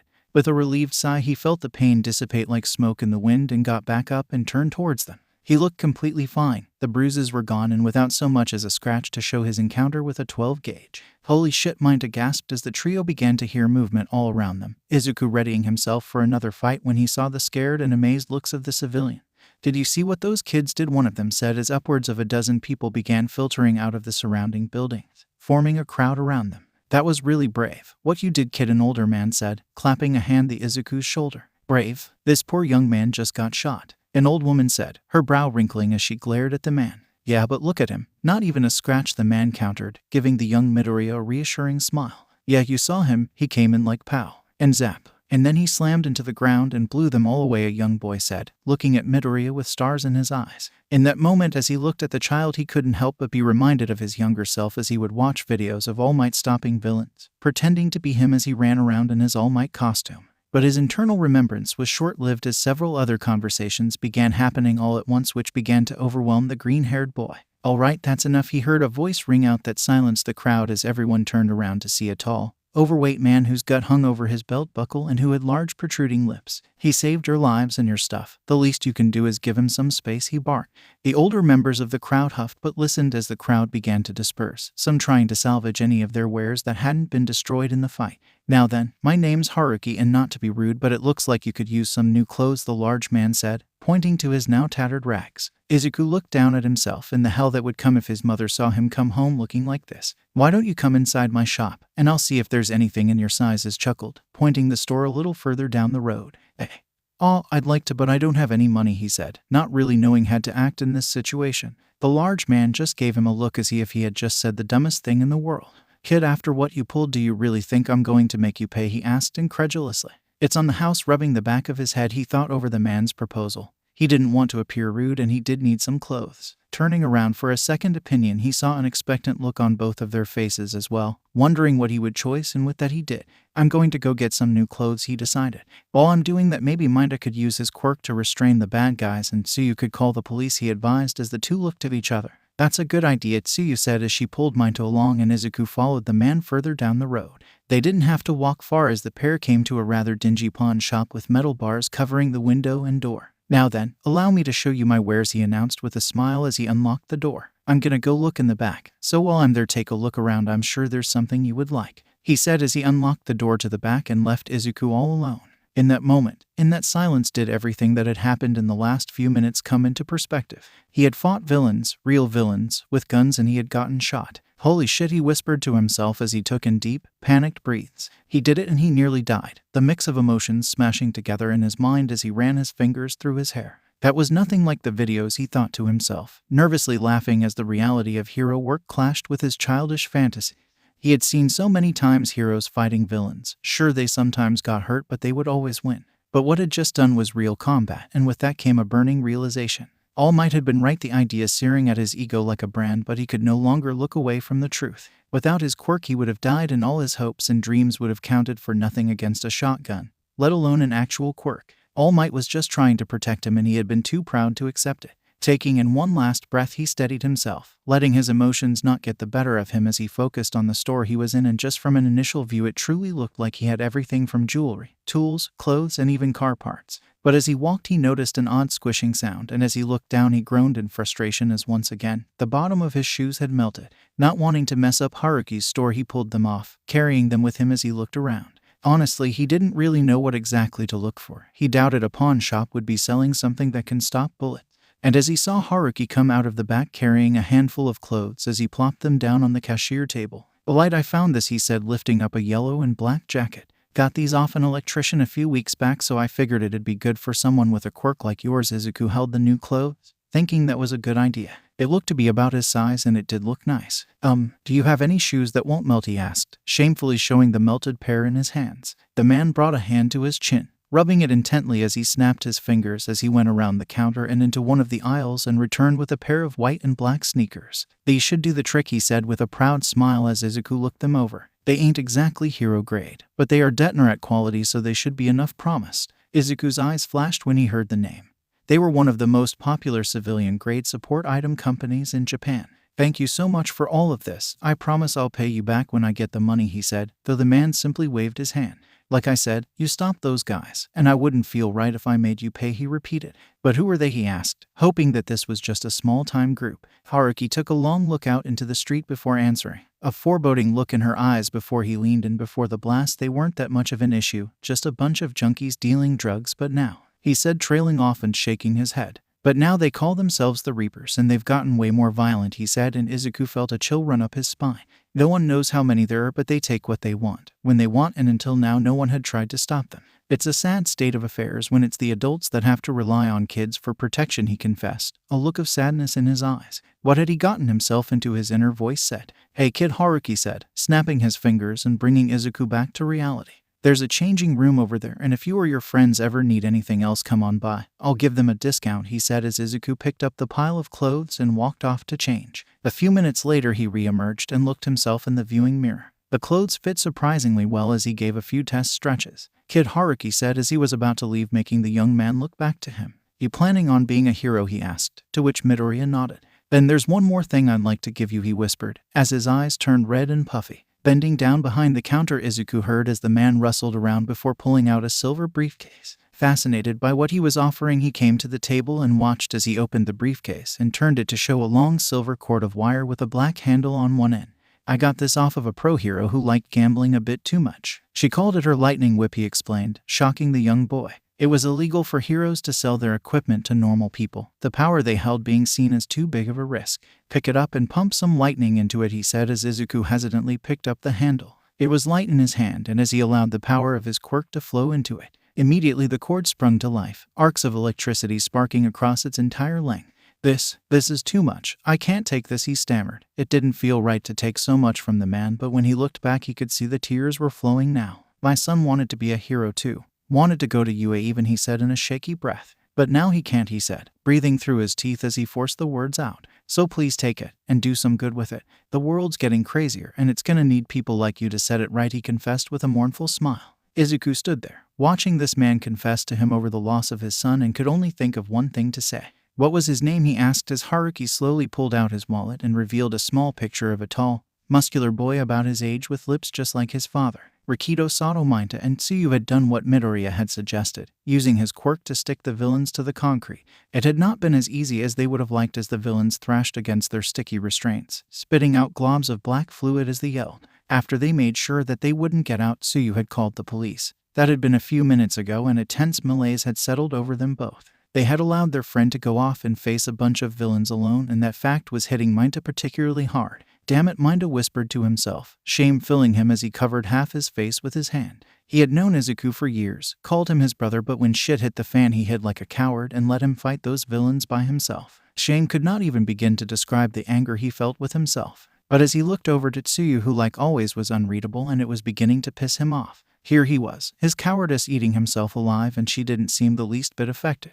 "He saved your life," 𝐴 chirped, hoping to bring a hint of emotion out of her. "I know," she said, her voice only slightly wavering. "We should have gone with him," he vented, turning to face her fully. This time she said nothing, her eyes staring off as she looked at something only she could see. Before 𝐴 could get any further, they both saw Izuku walking down the road, wearing new clothes and carrying a silver briefcase. "You two ready to go?" he asked as the two both silently nodded, the argument stopping before I could begin. It was evening now, the sun beginning to set and bathing the sky in orange light, and as 𝐴 called his uncle, telling him they were done early, the old woman from before came up to them holding a bag. "Hold on a moment," the old lady said as she shuffled to the trio. "Here you go, child. Was trying to sell it before it went bad, but I think you should have it," she said, handing the bag to Izuku, who opened it to reveal several ears of corn and potatoes. Izuku tried to not accept the gift, but the woman shook and insisted, and not giving him the chance to argue as she walked away, leaving him with the food. Sighing and shaking his head with a forced smile, he turned towards 𝐴 and 𝐀𝐦 as they all walked home. The walk back was silent, none of them really wanting to speak about what had happened until they had reached 𝐀𝐦's apartment building. The frog girl turning around and nearly shocking both boys as they saw her eyes filled with tears. "I'm sorry, Ribbit," she croaked, the emotions making her nervous tick re-emerge as she struggled to keep her breathing even. "You're my friend, and I left you to fight those villains alone," she admitted. "And when I saw that villain shoot you," she whimpered, barely able to keep what little composure she had left. She then felt something wrap itself around her and went stiff as a board as she realized Izuku was hugging her. She had never really experienced something like this. She could barely remember the last time she had ever been hugged by anyone who wasn't one of her siblings. So to have Izuku, who honestly she had just met, only have less than a day of conversation with, give her this comfort, it was shocking though not unwanted as she slowly reciprocated, bringing up her hands and pressing herself against him. "I'm sorry too. And I don't blame you," he said, turning his head to look at 𝐴. "To either of you, I don't blame you for not coming. It's not like I had any real plan once I got there. Everything that happened was basically pure luck," he admitted honestly as he slowly released the hug, both children somewhat reluctant in doing so. "Besides, it all worked out in the end. We got to train our quirks and even got to test them out against real villains," he said, half smiling. 𝐀𝐦 could only stare at him in complete bewilderment. "You are insane," 𝐀𝐦 said, his smiling beginning to infect her as well. "You get used to it," 𝐴 said, smiling too. And as the trio relaxed and spirits lightened somewhat, none realized the shadowy figure watching them from afar, their cold blue eyes watching them like a predator. "Good Midoriya, barely a week in and you're already experimenting with your powers. But you're not even close to ready for what is to come. So you better keep going or else I'll have to give you some proper incentive." Izuku's room was filled with deep, rhythmic breathing as he performed his daily exercises. It hadn't even been a full day since he had taken a shotgun to the chest, but even still his push-ups were in the hundreds and he barely felt tired, much less pain. With one last exertion marking his 400th, he pulled himself up. Rolling his shoulders, he stared at himself in the mirror with amazement. He never considered himself vain, but even he had to admit that he looked good as he flexed his new muscles. A physique that should have taken months to acquire was his in less than a week, and as the voice of the doctor telling him of his extreme metamorphosis, he could only agree. What the hell was that bomb, he whispered to himself as the strangeness continued to pile on itself, leaving him completely at a loss for answers, a condition he unfortunately had become more and more familiar with. Walking over to his desk, he flipped through the notebook designated for his quirk as he began writing down all the things his metamorphosis had entailed. Enhanced strength, enhanced endurance, healing factors, so many things that should have been quirks all their own were now all his. These things, added with his general knowledge of quirks, made it all seem so strange to him. Sure, a strength-enhancing quirk almost always had the added bonus of the body adapting to handle the stress that strength would put it under. Otherwise, they would break their arm whenever they tried to punch anything. But healing quirks were very rare, made even rarer still by either being able to heal others or themselves. To have his quirk also be able to heal him on top of everything else was unbelievable. "Izuku, honey, breakfast is ready," he heard his mother say from the other side of his door, pulling his mind away and leaving the questions for later. Slipping on his shirt and grabbing his phone, he left his room behind. Walking into the living room, he could see his mother at the stove, hands held up to its warmth like a fire as she watched over a boiling pot of corn, the smell mixing with the scent of tea and toast that altogether smelt nice. Sitting down at the table, a tense silence fell over the two of them as his mother kept her back to him. When he had gotten home yesterday from his encounter with the Reapers, his mother had given him a curious look and questioned why he was wearing something different than what he had left in. He had explained that he had gotten it from a store near the beach because he thought it looked nice, trying not to call attention to the lack of his previous clothes that he had thrown away with the rest of the beach junk. It hadn't been entirely a lie, but he had never been a good liar. while she had verbally accepted the story, telling him that she hoped he had a good time and that he looked nice in his new black and yellow jacket. But she was an even worse liar than he was, and he could see in her eyes that she didn't believe him. And now as she turned around and sat down across from him, he could feel her eyes on him as they sat in silence, with the only noise being bubbling water and the crunch of food. "𝐬𝐸, she said, making him sink further into his seat as he looked into his reflection in his tea. He didn't want to look her in the eye because he knew he wouldn't be able to keep himself quiet. "𝐬𝐸, please," she said again, pain in her voice as his chest tightened, the pressure growing more and more. He couldn't keep this up. He couldn't keep lying to his mom, and as he turned his head up to look at her, her own eyes filled with concern and filling him with shame. "Mom, he tried to say as a ping from his phone stopped him mid-sentence. His eyes darted to the screen and saw that it was 𝐬𝐸. "𝐬𝐸, you need to see this," it said, and 𝐬𝐸's eyes moved from his mom and the phone. "If it's important," she said with a soft smile that didn't reach her eyes. Hesitantly and with regret, he grabbed his phone, desperate to quickly find out what it was that 𝐬𝐸 had been talking about. Opening his texts, he saw that a video was attached. Pressing play, his eyes went wide as he choked on his tea and immediately excused himself, headed straight towards the bathroom. Locking the door behind him, he pressed his back to doors, looked back to the title of the video, "Electric Kid Stops Gang." The video was from the perspective of someone's phone that was hiding in a building, their hands shaking from fear as the sound of gunfire and the cameraman's breathing. "Where are the heroes?" he heard the person said in a strangled whisper as slowly the phone camera slid above the windowsill to show the familiar red coats of the Reapers before a blast of blue lightning struck one of them. He watched the recording of his fight, the villains blowing up the roofs with grenades in there and jumping off the roof and landing in an explosion was him. 𝐬𝐸's heart nearly seized in his chest, and he prayed that the cameraman's shaking hands and general chaos would make identify him hard. "Holy shit, that kid's kicking their asses," the person whispered in amazement, watching as he lunged for the villain's weapon as it exploded. The cameraman, however, was too focused on him to notice that Sue had taken out the one with the whip quirk. He felt a sting of phantom pain as he watched himself take a shotgun to the chest and crawl his way to an electrical pole. And there at the end the man zoomed in, his body wreathed in electricity and his face clear to see. "Shit, shit, shit," he whispered to himself as the heart began hammering in his chest, anxiety forcing the boy to pace back and forth across his bathroom with frantic footsteps. His eyes were flashing to and from the screen, unsure of where to even look as the magnitude of what was going to happen slammed onto him, only for his eyes to finally fall onto the view count. 4 million views. He nearly threw his phone as he dropped it onto the bathroom countertop with a loud thud. Sitting on the rim of his bathtub, he dragged his hands across his face, a muffled moan of agony escaping his lips. It hadn't even been a full 24 hours, and already so many had seen it. "I'm so fucked," he cringed, heel tapping a mile a minute against the floor as he heard his phone ping from another text. Scrunching his eyes, he pulled himself back up and lazily grabbed it, clammy fingers fiddling with the screen as he began reading. "Hey man, did you see what I sent you?" 𝐬𝐸 questioned. "Yeah, I saw it," he texted back as he sat back down, fingers combing through his hair. "Over 1 million, dude. It's crazy," 𝐬𝐸 exclaimed. "You're like one of the pros. I didn't plan on being recorded," 𝐬𝐸 said back, his anxiousness turning hostile. "You didn't exactly do much to hide yourself," Sue pointed out, finally joining the group text. 𝐬𝐸 groaned as breathed through his teeth. He knew she was right, but it didn't help to hear it. But it wasn't like he had the time to find a mask or something while those bastards were shooting up the street. "So what are you gonna do?" 𝐬𝐸 asked. 𝐬𝐸 didn't know. He had no idea of how to even begin to handle this. He was hoping on this never happening to begin with. As he returned to pacing back and forth, beginning to hyperventilate as the thought of the police coming to his door and arresting him sent a dagger of fear right into his heart. And that dagger was driven even deeper when he heard a knock on the bathroom door. "𝐬𝐸, there's someone at the door for you," he heard her say. And he didn't have to see her face to know as the apprehension and worry flowed from her lips. He stared at the door like a child would stare at his closet, knowing full well that was behind it saw nothing he wanted.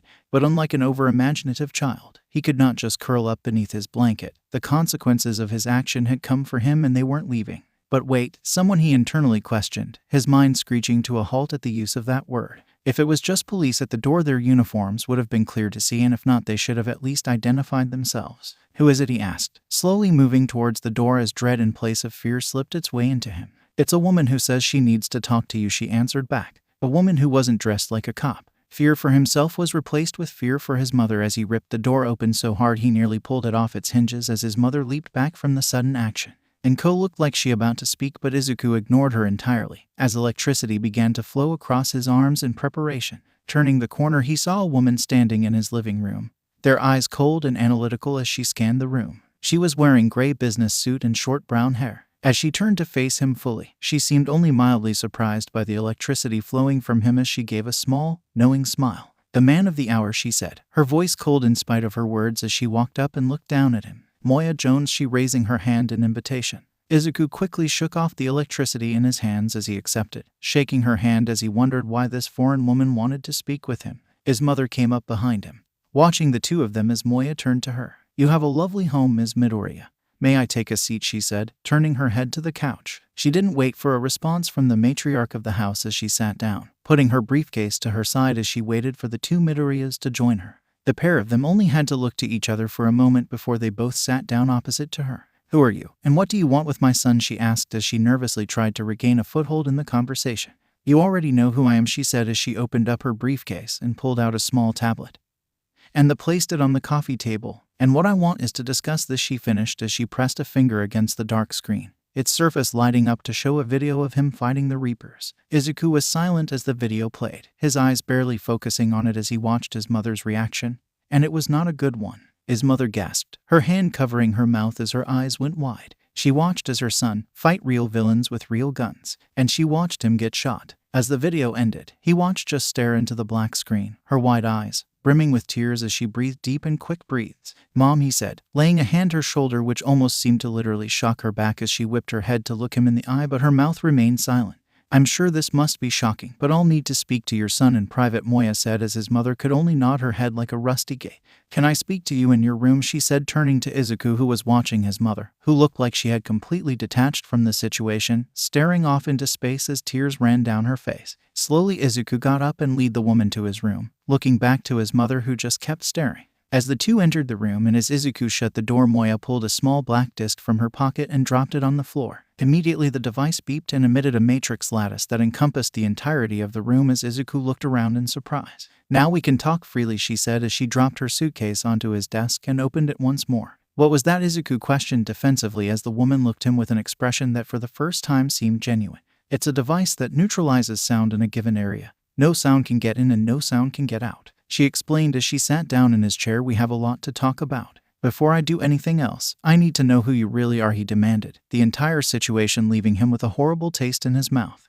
"I am a member of the Hero Public Safety Commission, International Division. Our job is to preserve peace, and as your encounter with that gang has proven, peace is currently getting bent over the table," she explained, leaning forward. "The HPSC," he nearly yelled as the gravity of everything that was happening tripled in weight. The HPSC was practically the be-all end-all of the hero industry. They were the ones who doled out licenses to new heroes and the ones that investigated the most dangerous crimes. "And you are Izuku Midoriya, aspiring hero, current vigilante, and the one who delivered the bomb," she said, looking into his eyes as if she could see right through him. Izuku immediately got to his knees, apologizing profusely as he tried to explain that he hadn't known that it was a bomb, tears beginning to form in his eyes as Moya silenced him. "I know, I've read the report," she said, rolling her eyes as he told him to stand back up. "I'm here because I need your help." That shocked him. What could he possibly have that she would want or need from him? She answered the silent question by pulling a small picture from her briefcase and showing to him the image of a dark-skinned man. "That's my husband, John White. Before the blast, he had been tasked with infiltrating the First Sons," she said, a look of deep sadness creeping into her eyes as she mentioned the man. "Who are the First Sons? Are they some sort of villain group?" he asked, to which Moya could only chuckle mirthlessly. "More like a secret society that has been around since before quirks even existed," she remarked. "And they were apparently working on a device called the Ray Sphere. A device designed to grant quirks by draining the neuroelectric energy from a group of people and concentrating it into an individual." This was all too much for Izuku. He knew that whatever that bomb had been a normal bomb. No normal bomb could grant quirkless people powers, but secret society and spies, this was beyond him. And why him of all people? Why had he been the one to deliver it? "Forgive me, but I still don't know what you want from me. The night of the blast I lost contact with him and I have not been able to find him," she admitted, a single tear sliding down her face that she quickly wiped away. "But how do you expect me to find him?" he questioned. "I wouldn't even know where to begin." "I know, but you're the only one I know I can trust," she admitted, which stunned him. "What do you mean? You're a member of HPSC," he nearly screamed. "What do you mean I'm the only one you can trust? The reason I'm coming to you is because I believe members of the HPSC might be compromised, and I can't be certain who or how many that have been," she revealed, flooring the young boy. "And I know I can trust you because I've read up on everything about you. You're a good kid, and what you did to stop those thugs only confirmed it beyond a shadow of a doubt," she praised. "And I know that if I were in your shoes I'd want to find the person responsible for all of this." She stood back up, looking the young boy in the eye. "So I'm offering you a deal. Help me find John in the Ray Sphere and we'll be able to find the ones responsible for all of this and bring them down," she finished, offering her hand to him. Izuku stared at her outstretched hand, a flurry of thoughts whipping about in his mind. This was all so much. Only a week ago he was just a quirkless kid, but now he was being asked to work with a HPSC agent to take down a secret society. Jesus Christ, it was all too much. But before anything else he needed to know one thing. My friends, Minato and Asui, they helped me take down those villains. Can you make sure they don't get in trouble? It was all my idea, he asked, which made the woman smile. They will be fine, she said, and as the memories of him waking in that crater, that voice from before he woke up and the thousands that died made his decision clear. Where do we start, he asked, grasping her hand and shaking it firmly, a look of determination growing behind his blue eyes. I'll need some time with things as they are. For now, continue training for those entrance exams.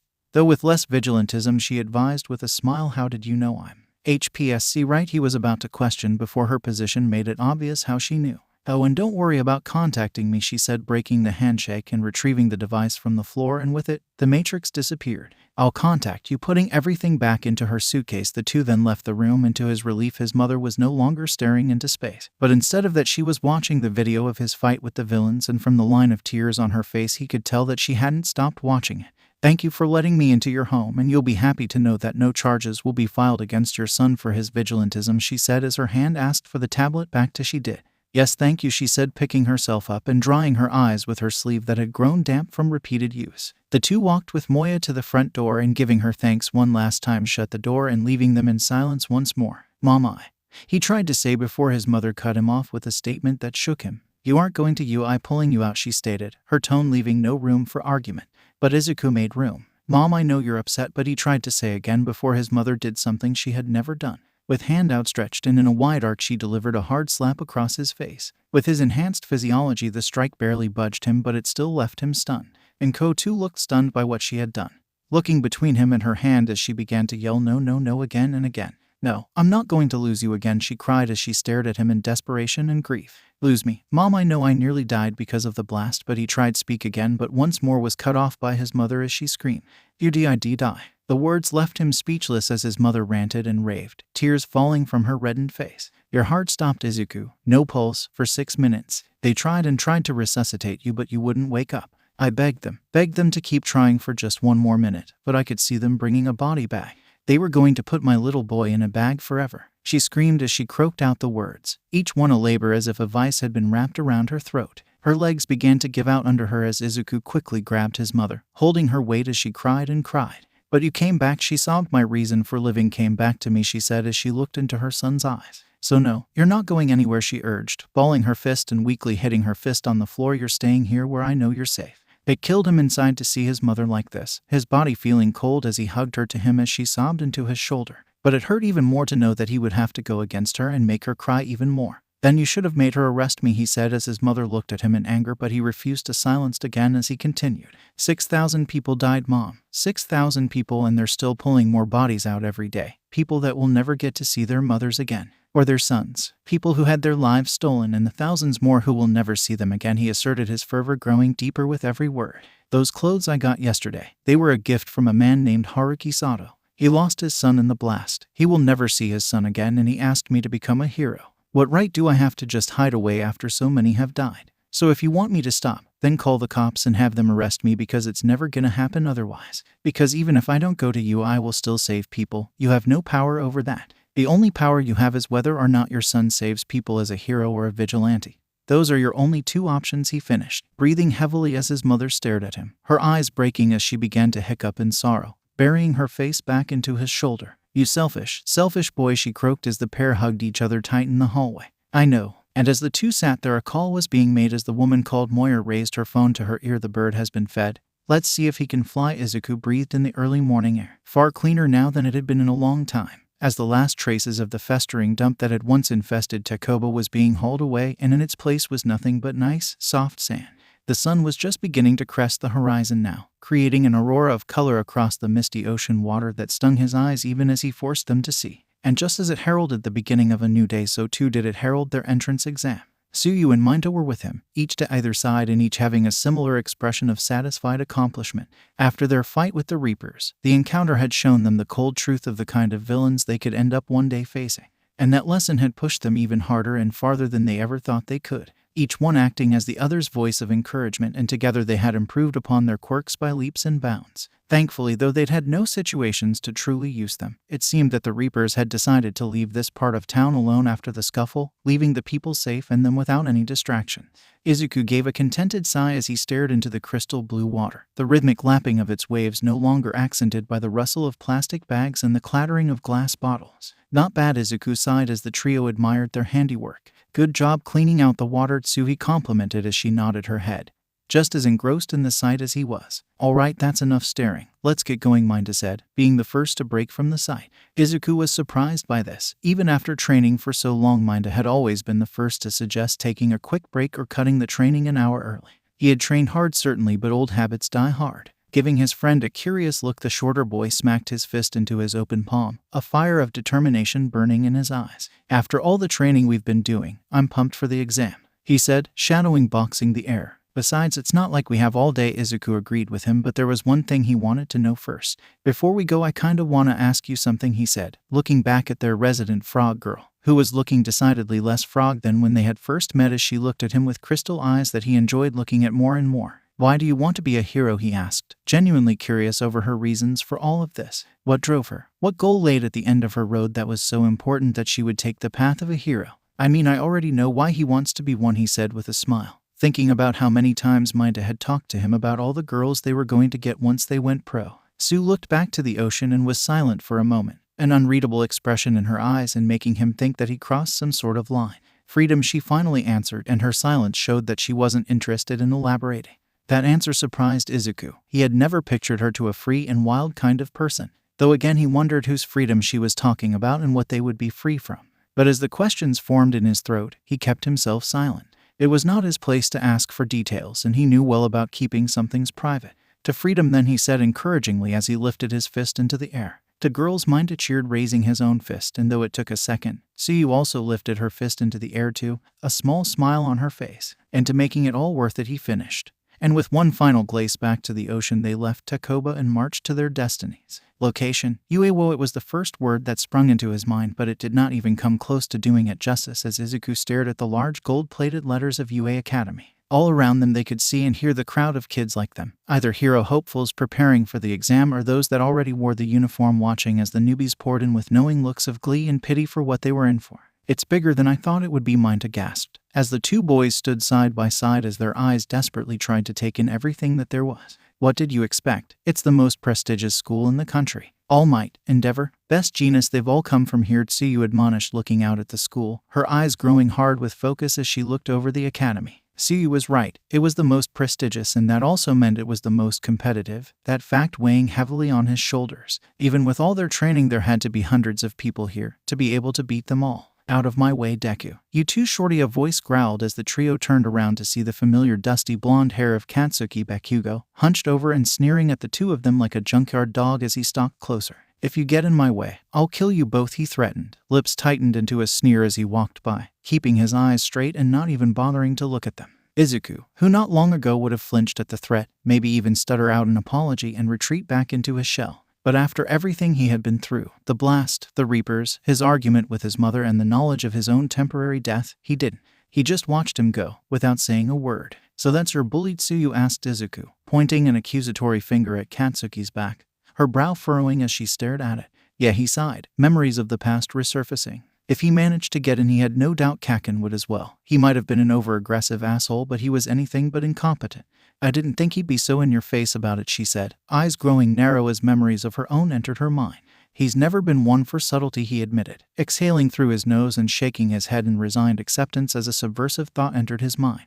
You guys go on ahead, I'll catch up, he breathed, looking up at the letters of the school. Both Tsuyu and Minda looked at him with surprise but didn't really see a reason to question it. So they left Midoriya alone with his thoughts. And in that solitude did the thought speak and give voice to his hesitation. I could leave right now, the niggling little voice in his head said, so full of fear, fear of failure, fear of all of this being for nothing, fear of his own motives of even being here. No, I can't, he answered back, pushing the thought back. Not after everything I've been through, not after all of the training, and not after what Moya had told me about the race fear and the first sons. I will win, I will become a pro-hero, avenge their deaths and make those bastards pay, he ordered. To that pathetic voice of opposition, mentally strangling it and hoping it would be silenced forever. Eventually the thoughts did leave like darkness dispersed by fire.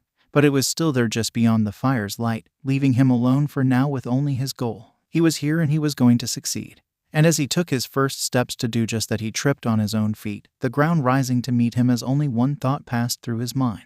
For fuck's sake, but just as his face was about to kiss the dirt, he was overcome by a strange feeling of weightlessness that made his mind swim. Surprised by the sudden change in momentum, Izuku flailed around slightly as he tried to right himself. Sorry, he heard a voice say as he felt a pair of hands grab him and place him feet first back on the ground. Turning, he saw a young girl around his age with short brown hair and hazel eyes. I know we're not supposed to use our quirks yet, but it seemed like it would be bad luck to trip on your first day, she said with a wide smile that slowly became one of surprise as she kept looking at him. Wait, you're him? The guy from the video, she gasped, eyes going wide with excitement as several others heard her and turned their heads. Oh my god, he is, he heard another voice say as more eyes fell on him. I heard he's MS. Charge's son, another said as Izuku groaned internally at the mention of that video. While it did eventually get taken down, due in no small part to the fact what he had done was blatant vigilantism, but that didn't happen until it had racked up several million more views. And nothing on the internet is ever truly gone, as by the time it was taken down it had already been shared on multiple sites, ensuring it was never going away. Yep, that's me, he smiled anxiously, face red with embarrassment as one or two people began snapping pictures of him. I'm sorry, but I got to get going, he stammered out as he quickly walked away, not wanting to get mobbed and needing to focus on the task at hand, leaving the crowd and the girl who saved him behind. He didn't even get her name. It didn't take long to regroup with 𝐷 and Tsu, and trio made their way to the orientation room, sitting all together as Izuku could notice eyes on him before the lights dimmed and the room was rocked by an ear-splitting voice. How's everybody doing? He yelled, pumping his fist into the air like a DJ at a concert, to which the room responded with dead silence, all except Izuku himself. Oh my god, it's Present Mike, he said in a whispered squeal of fanboying delight. He listened to his radio shows almost every day, and he didn't think he'd ever get to see him. Present Mike then went on to explain the practical part of the exam, which would involve a 10-minute practice battle against robots ranging from 1 to 3 points. Sensei, on the printed copy it shows images for 4 robots, not 3. If this is a mistake, it looks poorly on the educational integrity of this school, a young blue-haired boy with glasses said, standing up straight as an arrow and with light shining on him. He seemed to not care at all for the disruption he was making. And you, he said, turning and pointing a finger at Izuku, which shocked the young man. You shame this bastion of heroism with your presence. A vigilante with no regard for the law such as you has no place here. Worse still is that you would distract students that wish to be true heroes with your constant mumbling. You should leave and never come back, he demanded, staring daggers at the green-haired boy. Izuku was left dumbfounded by the absolute lack of self-awareness this man possessed. This man's outburst over something the teacher was probably about to explain had distracted more people than his mumbling could have ever hoped to. And who was he to tell him he could not be a true hero, as images of Bakugo saying similar things flooded his mind. But his friends were in no such position for silence. Your yelling disrupted the teacher. You should be quiet and let him talk, Tsuyu countered, leaning in and letting a drop of anger coat her words. Yeah, Midoriya fought real villains while you were busy polishing your glasses. Who the hell are you to judge him, 𝐷 yelled, not letting anyone say something negative about his friend. Thankfully, though, the teacher was able to wrangle the argument down and explained that the 4th robot was worth 0 points, made to be an obstacle, and that it was best to run away. After that, they were all given a card detailing which combat zone they were assigned to. Midoriya had Zone B, 𝐷 had Zone D, and Tsuyu Zone E. Even though we were right next to each other, we all got different zones, Izuku complained as he stared at his card. He was hoping the 3 of them could work together so that they had a higher chance of all of them getting in. Probably so that friends can't work together, Tsuyu answered. Well, no matter what happens, let's give it our all, Izuku said as 𝐷 and Tsu nodded in agreement and gave each other. As the trio began to filter out to their spate buses, 𝐷 called out to Izuku. Half as long, he said. Twice as bright, Izuku answered. Location, Zone B. Midoriya could only marvel at the size of the mock city they were going to use, and the fact there were several of them on UA boggled his mind.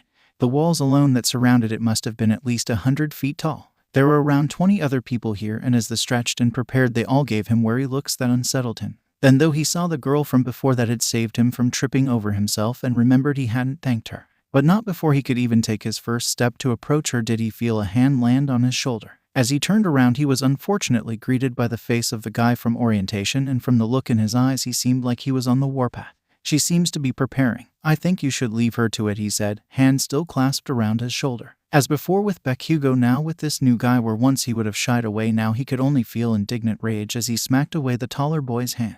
"What is your problem?" he demanded, drawing the attention of everyone else. "As I said, I will not allow a vigilante to besmirch this academy." He staring down his nose at 𝐻𝐸. At that, 𝐻𝐸 had just about had it with him. He was not about his moral character questioned by a man whose mouth was too big for his brain. But just as he was about to give this guy a piece of his mind, "Alrighty everyone, you got 10 minutes, get going." Present Mike yelled as the blue-haired boy along with everyone else ran, leaving Midoriya with his anger. He decided he was going to take out on the robots as he charged behind the pack. Looking up at the power lines that ran throughout the city, he decided it was time to reveal one of his new abilities. Leaping high, he latched onto one of the electrical poles and climbed it in seconds. Taking only a moment to steady himself, he jumped onto the power line and introduced his induction grind. Remember his time training on the metal rails of Takoba? He leaned forward, electricity lapping at his feet as he sped across the power lines, picking up more and more speed until he saw his first two targets. A 1- and 2-point robot whose red eyes glared at him with mechanical intensity as they readied their weapons. The robots fired, machine guns whirling to life as a barrage of rubber bullets sprung forth. 𝐻𝐸, for his part, unleashed his second ability, calling to mind his attempts to mimic Tsu's power as a large shield of electrical energy erupted from his palm. The robots had their attacks completely nullified as the projectiles disintegrated on contact. Their mass turned to energy that made 𝐻𝐸 feel like he had just drank several energy drinks. As their guns ran empty, Midoriya deactivated his polarity wall and reached for his waist where his electro whip hung. Unfurling it in one smooth motion, he let his electricity flow into it, its form crackling with singular purpose. Pulling his arm back, he sent the tip of his whip right into the head of the 1-point robot, the whip extending like a metallic worm, the energy of the whip condensing into a single point as it connected, the sound of a thunderclap echoing out as it shattered into pieces. But as he turned his hand to destroy the 2-point, he found himself temporarily blinded by a shining beam of light that scrapped the bot in one hit. This sudden lack of eyesight made the young boy lose his balance as he fell off the power line, stopping his descent as he latched onto the line with his one free hand.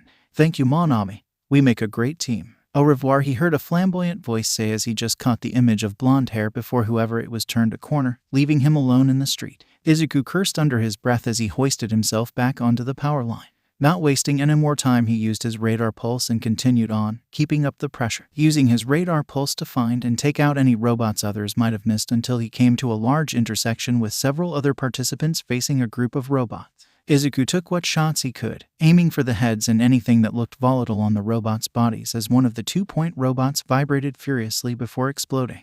Not letting up, he spotted a 3-pointer that had the body of a spider and many glowing red eyes. He watched as it zeroed in on him and unleashed a barrage of missiles at him. Bringing his hands together, he reeled them back, feeling the energy grow in his palms as he pushed his hands forward and unleashed a shockwave of energy, the rush of electrokinetic energy redirecting the missiles back at the unprepared bot. The missiles smashed into its form, gouging into its metal skin as the machine sputtered and sparked, and as 𝐻𝐸 finally got close enough, he jumped, covering himself in electricity and unleashing a thunder drop on top of it, crashing into its armored frame and plowing straight through it. That makes 32 his breathed, trying to take in air as he ran out of the smoldering wreck of the machine. Looking down at his shoes, he felt a wave of relief as he saw no sign of melting. After using those powers, though, he was feeling drained, and as he was about to absorb some energy from a nearby electrical source, the ground began to shake with buildings crashing down. Plumes of smoke began to fill the street as the massive 0-point robot peered over the buildings, and people began to scream and run. But 𝐻𝐸 stood there, eyes going wide and frantic as memories of the blast washed into him.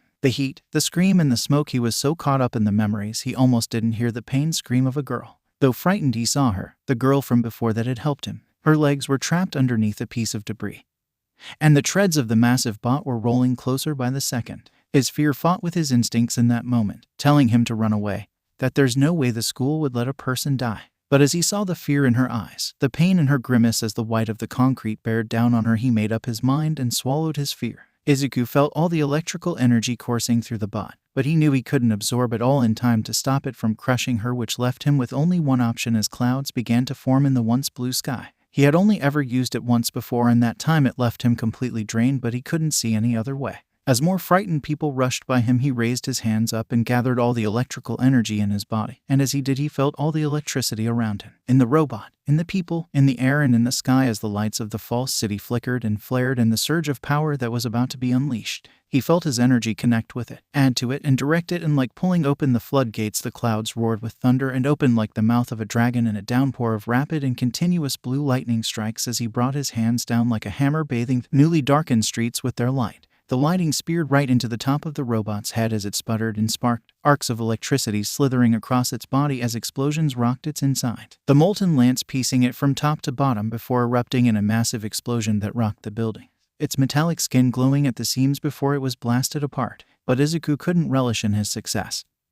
He couldn't even turn to see if the girl was okay. All he could do was fall. Location: Zone D. 𝗫𝗏 was sitting forward, fingers interlocked as he stared off into space, his body lightly rocking as the bus drove them to their exam area. He wouldn't admit it, but he was nervous without Midoriya there to watch his back. They had always been together since they were kids, brothers in all but blood, and his absence was getting to him. Stealing his nerves, he remembered why he was doing this, as he imagined all the girls they were going to get once they went pro. Once he aced this exam, him and Midoriya were going to get all the girls. It was going to be a veritable buffet of bombshells. He could see it even now in his mind's eye. Beautiful, bountiful, and bouncy as far as the eye could see. Or at least that was what he told himself as the events of the last few weeks left the grape-haired boy with a lot to think about. He'd had an idea in his head about how being a hero was supposed to be. Go in, beat up the bad guys, and get the girls. But that blast had shown him just how bad a villain can be, and though he never said it, he too had second thoughts about being a hero after his interview with the police. The thought of going up against a villain capable of such destruction sent fear straight into his heart.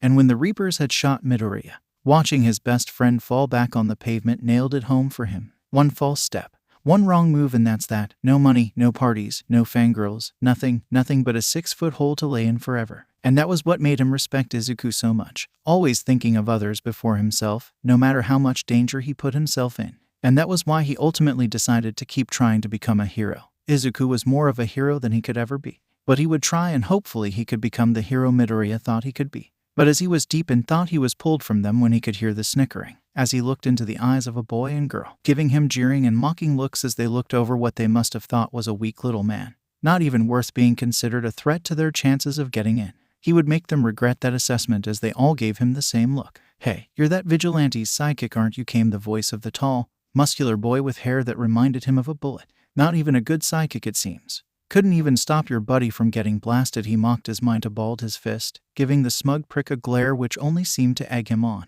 "Not like what he did was all that impressive. Nothing I couldn't have done." With this he bragged as he hoisted a massive rifle in his hands. One lock of hair and those villains would have been done for. He grinned as his self-satisfying rant was cut off. "Pride is a sin. You do well to rid yourself of it," a calm voice said, interrupting the man as they both looked to see a young girl with vine-like hair. Her posture was straight, eyes closed and hands together in prayer. "What did you say?" he asked incredulously as the girl finally opened her eyes to reveal twin pools of jade as she looked up at the man without a hint of anger or annoyance. "When pride comes, then comes disgrace, but with humility comes wisdom. And I believe it would be wise to sit down," she said calmly, leaving the man to glare at the woman in impotence before huffing off back to his seat. 𝗫𝗏 was left stunned as he looked back at the girl. He had never been defended by a girl before, and definitely one that was as much of a looker as she was, with clear, flawless skin and eyes you could get lost in. 𝗫𝗏 could only mouth the words "thank you" as the vine-haired girl nodded her head with a small smile and closed her eyes once more. Was this the start of his popular phase, he thought to himself as the idea brought a devious smile to his face before it was cut off as he noticed the man sitting next to him who held what he thought looked like one of the gas masks used in World War I. His eyes were a mixture of all-consuming panic and frightful intensity as he kept his eyes focuses on a douche with the gun. "Hey, you 𝐬𝐿 𝗫𝗏 tried to ask, placing a gentle hand on the brown-haired kid's shoulder. This seemed to knock the boy out of his internal world as he whipped his head around, his eyes hard as ice. "What do you want?" he barked defensively, pulling himself away from his grasp. "Whoa, you just look stressed out," 𝗫𝗏 said, lifting his hands in a disarming gesture as the boy's shoulders eventually slackened and turned down to look at the red lenses of his mask. "It's none of your business," he growled as 𝗫𝗏 internally groaned at having to deal with another guy with a pissy attitude. "He not know what to do," a feminine voice said as 𝗫𝗏 looked further down the line to see another young girl sitting on the other side of the sullen boy, her blonde hair revealing her foreign heritage. The girl also had 2 horns on her head and hooves instead of feet. His quirk gas, robots no work. The boy looked like he was going to say something to the girl, but settled for a look of annoyance as he scowled, and 𝗫𝗏 breathed through his teeth, a look of understanding. "Yeah, I can see how that might be a bit of an issue," he said with a tense smile, though the boy didn't respond, leaving the smaller boy with his thoughts one last time. Eventually they did get to their zone and filed out, 𝗫𝗏 giving himself a few last calming breathes as he took off his shoes, to the amused looks of some of his fellow competitors. He just smiled back as the door opened and the exam began. Quickly he found him at the back of the pack, but he had prepared for that as he tossed one of his balls on the ground and hoped on it. The purple ball gave him all the bounce he needed as he sprung off it, sailing through the air and tossing a ball where he was going to land, and repeated the process. As he bounded of the second ball, he recalled fondly of the time him and 𝐬𝐸 had a sleepover. They had gotten it into their heads that it would be a good idea to cover the floor in his balls and put a blanket over it to make a trampoline. It had worked, almost hit their heads on the ceiling, but it worked. But it did end up staining the blanket and the floor. That memory had been the driving motivator for him learning how to do this, as he knew that he would have to overcome the physical disadvantages of his body. And he had eaten enough sand in his attempts to learn this that he was not about to fail now. Not long after he found his first bot.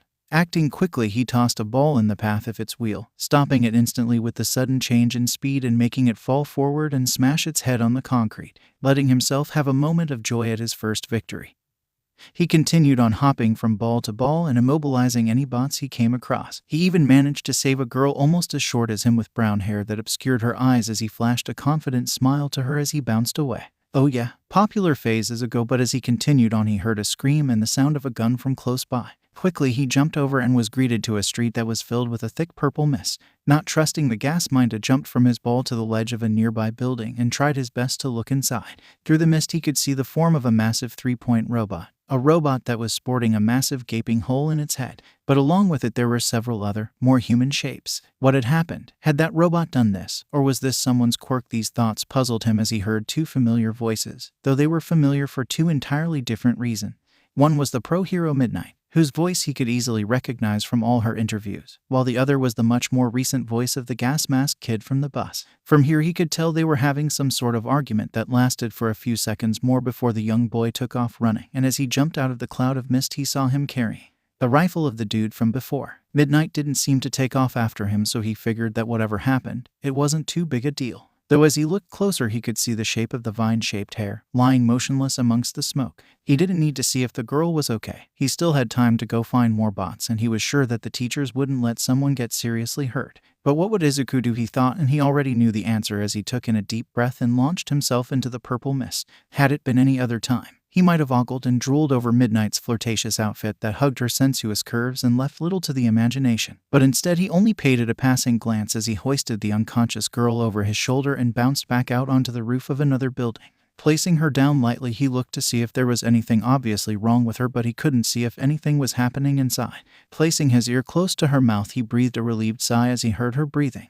That relief was short-lived as the girl gasped and knocked her face into his as she coughed out the gas. The two each rubbed the spot, their faces connected as the two looked at each other. Minda pulled between the pain and the sheer glee that had unintentionally gotten his first kiss. Sure, it was technically on the ear, but he was not about to complain. Hi again, he said, cheeks now a deep red as he tried to explain what had happened to her. I'm going to try and grab the others still in the mist, so he tried to say before the girl brought his hands together once again, confusing the boy before he watched her hair lengthen and become a rolling wave of vines that began to flow over the roof's edge. Not even a few seconds later, he saw the forms half a dozen other people being hoisted out of the mist, their bodies wrapped up in the vines, and among them was the familiar horse-like legs of the horned girl, wearing the gas boy's mask. Whoa, Minda whispered when the once blue sky began to be filled with dark clouds and the sound of thunder. Both students from their position on the building could hear the thunder getting louder before the sky split open and one word escaped Minda's lips. Location, Zone E. Suyu sat silently in the bus. Her mind had been laser-focused on the task at hand. Any worries she might have had been left at the gates. She had far too much riding on this to be bogged down in them. But it seemed the universe wouldn't let her have a few minutes of quiet as the harsh steps of a certain sand-blonde boy walked up to her, his eyes a tempest of rage. Hey Kermit, the blonde boy growled, his knuckles white from how hard he was squeezing them. What the fuck were all of you talking about? Suyu looked up at the man, her placid face growing a hint of annoyance at hearing his voice again. She knew what he was talking about, and she had put two and two together on why this prick had been bullying 𝐬𝐸 for so long. The idea that a weak and quirkless 𝐬𝐸 could be a vigilante probably felt like acid to his ego. And better still, he didn't know the how. He hadn't learned that his former victim had gained a quirk and that prompted her to do something she did not do often. Smile, I don't know what you're talking about, she lied, letting the petulant douche see as trails of smoke began to leak between his fingers. You know exactly what the fuck I'm talking about. That bullshit about that Deku being a vigilante, he roared, nostrils flaring like a bull's as he leaned in closer in an attempt to intimidate her. Oh yes, that, she gasped, feigning sudden recollection. Haven't checked the internet lately, have you? She said, her smile turning into a full Cheshire grin. He looked like he was about to lose it, his fuse on its last few strands before both heard the sound of something sliding, and a girl with pink skin and whiteless eyes appeared beside Sue waving a phone in her hand. "I thought I recognized you. You're the girl from the video," the girl said, her bubbly voice filled with an enthusiasm that either didn't know or care about the conflict she had stepped into. 𴑚 barely had time to yell at the interruption before his words ground to a halt as the impromptu trio watched the video play. The three of them getting a nice replay of everything that had happened, but Sue's attention wasn't on the video. She had seen it enough times to have it burned into her memory. Though she watched 𝑚, whose face had turned from rage to utter disbelief. "Remember the blast? The one that granted people quirks," she said to the blonde as a look of horrific realization spread itself across his face, the left side of his face twitching ever so slightly. "He's got a quirk now. And he's going to be a better hero than you could ever hope to be," she stated with as much venom as she could pump into those words, which seemed to make him enter an almost cold rage as she began to see the heat radiate around him as he slowly walked back to his seat. Watching him leave, Sue turned to the new girl on front of her. "Who are you?" she asked as the girl gave her a sly smile and offered her hand. "I'm Mina Ashido." "Nice to meet you," she said as Sue looked at the hand for a moment before shaking it. "𝐶𝑢𝑖𝑤, and thank you," she said as Mina relaxed, giving an exaggerated stretch as she slouched into the seat. "No problem. If there's anything I hate, it's bullies," she affirmed, giving Sue another large smile to which she gave a small one in return. The rest of the trip was done in a comfortable silence between them. But by the time the door of the bus opened, the inside had become a sauna as everyone poured out into the fresh, cool air. The last to leave was 𝑚, whose body almost seeming to glow under his clothes as he stepped off the bus, the metal almost seeming to bend under the dual assault of the heat and his weight. Everyone avoided the blonde as if he were a raging fire as the door began to open. The blonde had been the first to act, not even waiting for it to fully open as he launched himself with a large explosion, clearing the gate and leaving the edges of the metal gate red hot. Stunned for only a second, the rest of the contestants hurried forth, doing their best to avoid the hot metal. Sue took off running, letting her newfound strength fill her legs as with a single hop she jumped 60 feet into the air. All that training had done wonders for her body. She felt stronger than she had ever felt before. And from her vantage point she could see her first targets. First there was a 1-point bot and a 2-point robot that had the body of a scorpion, landing with a loud boom that didn't hurt her at all as she readied herself, remembering her training with Izuku, pulling the water at the tip of her finger until the pressure became too much and a stream of high-pressure water sliced across the bot, cutting it clean in two. The 1-pointer, seeing its comrade fall, charged her, firing off a barrage of rubber bullets. In response, Sue created a shield of water in front of her, the bullets deforming the shield only to fall to the ground as the surface tension held. The robot did not let up as it finally closed the distance, aiming to crush her with its massive arms. Sue, for her part, pulled her hands back, the water flowing with it as she threw her arms forward, the shield reforming into a net that launched the bot into the side of a building. The robot, unable to break the surface tension of its prison, eventually shut down. Taking in a breath she forgot to take, she moved forward, feeling only a small sense of thirst as she took down any bots she came across, though they were far fewer than she had expected. But she didn't need to wonder why for long as the heat grew and she found more and more puddles of melted metal and asphalt that she guessed were former robots. Then she felt the ground shake as a deafening explosion rocked the building she was standing on. The explosion was close, and while a part of her didn't want to get involved, 𝑚 didn't seem to be the kind of guy to care about collateral damage. With another large hop she was blasted by a fresh wave of hot air that made it hard to breathe. As she landed she could see it. All across the street were pools of former robots as some of her fellow contestants struggled through the heat, some faring better than others, spending more time fighting the heat than fighting what few robots were left. And at the head of this was the walking heat wave 𝑚. A look of pure fury ripped across his face as he blasted another bot, the white metal sloughing off like melted ice cream, where before he simply looked like he was glowing. Now he most certainly was, as his skin burned bright like metal in a forge. This was bad. 𝑚 was not going to stop, and some of these people might get seriously injured. She had to do something. That was when she was again greeted by the voice from before, though now her bubbliness had been severely reduced. "Looks like Blondie's about to blow," she said, nonchalantly sitting on the balcony and seemingly handling the heat far better than everyone else. "We need to get everyone out of here," Tsuyu said, scanning the street for anything that could help. "And how's your plan for doing that?" she questioned, leaning in. Just as Mina asked the question, she spotted it, a fire hydrant. She didn't know how lifelike these cities were, but she had seen real lights in the building, and if the school had enough money to spend on electricity for these mock cities, hopefully that would extend to working water. "You see that fire hydrant over there?" she asked as Mina nodded her head. "I need you to gather everyone up in the center of the street. Once you do, I'm going to open it," she explained. "You think a little water is gonna stop him?" she questioned, pointing a finger at the lunatic as he destroyed another robot with a feral roar. "We don't have time. Just trust me," she pleaded as the clock was ticking down. Polite. All right, 𝐬𝐻 𝐍𝐴, she said, throwing herself backwards over the railing and shocking 𝐀𝐦 for a moment before the sound of sizzling filled her ears as the girl covered her hands in acid and thrust them into the side of the building, slowing her descent. She watched as Mina slid from place to place like a figure skater, grabbing a person after the next and getting them all together. It wouldn't take long now, and with a deep breath 𝐀𝐦 shot across the street and right next to the hydrant. With one swift kick, she smashed the hydrant clean off with a loud clang, letting loose a geyser of water that was already turning to steam. The ground shook once more as a zero-point robot showed itself, peering over the buildings around them. Throwing her hand into the raging torrent, she commanded it to obey her as the chaotic rush became one fluid stream. Hopping on, she rode the wave to the growing pile of people and used the water to grab them, catching their bodies in the wave as she sped off. Mina was with her once more, the surface tension never faltering and allowing the girl to coast on the wave with the others as she gave her a congratulatory thumbs up. 𝐀𝐦 returned it, then looked up as she saw the sky had begun to darken and the sound of thunder filled the air. 𝐬𝐴, she thought, but before she could think of anything else, a flash of light brighter than anything she had ever seen erupted behind her, making the street look for a moment like the inside of a light bulb. She turned her head around and her voice caught in her throat as she watched the head of the zero-point robot fall. The upper half of its body reduced to slag as the head splashed and sank into the molten lake that had been its legs. Holy shit! Location, exam observation room. Amazement buzzed in the room as the teachers watched as not one but two zero-pointers were completely destroyed. 𝐴ll, the symbol of peace, stood in his striped yellow and black suit as the teachers talked amongst themselves. 𝐴ll couldn't help but feel a sense of pride and admiration as he watched 𝐬𝐴 Midori. The boy had gone through things no child should ever have to go through, but to see him here after everything and to see him doing so well and save that girl made the huge smile all the wider. Though one seemed far less enthused as the pale and skinny form of Shota Aizawa, whose long scarf hid everything below his yes, which stared hard at twin screens showing each of the boys. Something troubling you, the large muscles man said. He shouldn't have been allowed to attempt the exam, the man said, pointing at the green-haired boy behind his greasy hair. What do you mean? You saw what that kid could do, his loudmouth friend present Mike said, looking at him like he had lost his mind.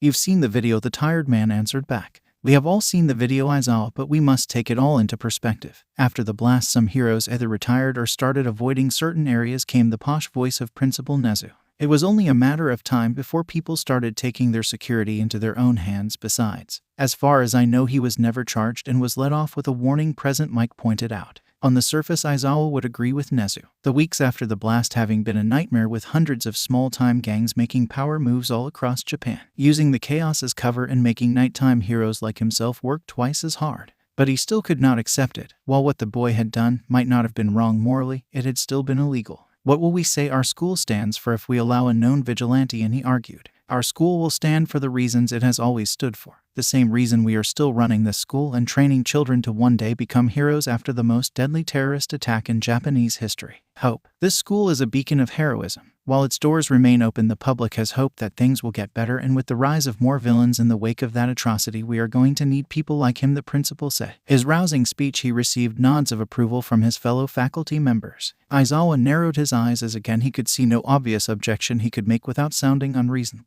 He was right. The people needed hope, and even now there had been a noticeable drop in applicants for the hero course this year, to such a degree that there were serious talks about combining the two first-year classes. They were in no position to be picky. Seems like you're outnumbered, Shota present Mike playfully jeered. And what about him? Aizawa said, pointing at Explosive Blonde. He pretty much disabled everyone in his group. Should we just forget it happened because he's powerful? He said, wondering what the mouse would say to that. Ah yes, him, the mouse said, clearing his throat. I believe, given the circumstances, that anyone incapacitated by another's quirk, regardless of which zone they were in, should be allowed to retake the exam if they are physically able to do so, he explained, hoping that making it more all-encompassing would allow for an easier acceptance. And as you said, what the young man did was unacceptable, so we shall deduct a fitting amount for every person he disabled, he finished as the teachers nodded their heads in agreement of the reasonable idea. Fitting amount, Aizawa thought to himself. Reasonable and non-committal. The perfect way to pretend you're taking others into account while still being allowed to do whatever you want. It was so good that Aizawa almost didn't notice the nervous twitch of the mouse's eye. Almost. Location. Zone B. It had only lasted a few seconds, but where the wide street had once been deafeningly loud with the sound of thunder, lightning, and the screams of people running away in fear from the massive robot, was now quiet, with only the faint murmurings of the young hero hopefuls and the echoes of thunder rumbling high above them. A thick smell of ozone had blanketed the street, piercing their noses with its coppery scent as everyone stared in shock at the remains of the zero-point robot. Its head was competently gone, and what remained of its upper body could be best described as a metal flower whose petals stretched out in all directions and glowed red like a rose. And beneath the defeated colossus was the green-haired boy, who stood still as a statue. "Holy shit," one boy gasped. "Did he just change the weather?" another boy said in awe as he stared up into the once blue and cloudless sky that was now covered in thick, dark clouds. "Just how powerful is that guy?" a girl questioned to herself as the voice of President Mike sounded over the silent city, telling everyone that their time was up as the young boy's body finally fell. But just before he could hit the ground, he was once again caught in the familiar arms of the brown-haired girl, grabbing him tight by his shirt, a small zap of static electricity discharging on contact. She yelped lightly but kept her grip firm as she used her quirk on him, making him become completely weightless before he was laid on the ground, face towards the sky. Izuku could barely hear anything. All of his senses felt muffled and distant, all except one: pain. He felt like a rolled-up tube of toothpaste, all of his electrical energy having been poured into that attack. Not that he could have stopped if he tried. It was the largest downside of that attack. And once he opened the gates, it became too difficult to shut them again, forcing him to ride it out until he was completely drained. And his body was paying for it. His head felt like an elephant was sitting on it, and every muscle fired off randomly in spasms that rippled across his whole body. "I said, are you okay?" he began to hear, the voice echoing like he was inside a large tunnel. It was agonizing as he forced the muscles in his neck to turn, looking to his left so he could see the familiar face of the girl from before. Her eyes were that of worry, and all the hair on her head was standing on end from the ambient electrical energy. He couldn't do much more than give a weak smile, his throat too tight and dry to give a proper response. The girl, though, didn't seem to mind as she gave a relieved sigh and smiled back at him, though that was quickly followed up by pained expression as she looked down at her legs. Izuku rotated his eyes as far as they could till his vision began to blur, but he could see a dark patch on her leg. He tried to force himself to stand up or at least sit and try to help her, but the pain squeak that left his lips were his only reward for his half-thought attempt. It was then that they heard the rhythmic tapping of something coming closer as the form of a short old woman came into his view. She was dressed in a white lab coat and her eyes were hidden behind an opaque purple visor. "Move aside, dearie. Let me have a good look at him," the doctor said, shooing the girl back with her cane that was in the shape of a syringe. "Who is she?" he heard someone else say as he too wondered that. "That is Mademoiselle Recovery Girl. She is the backbone of the school," he heard a familiar flamboyant voice answer back. "How are you feeling?" she asked as looked down at him. Drained Izuku, he barely managed to wheeze out as the woman nodded her head and motioned for something he could not see. He then heard the sound of something rolling until he saw a small robot roll up next to him and take his hand.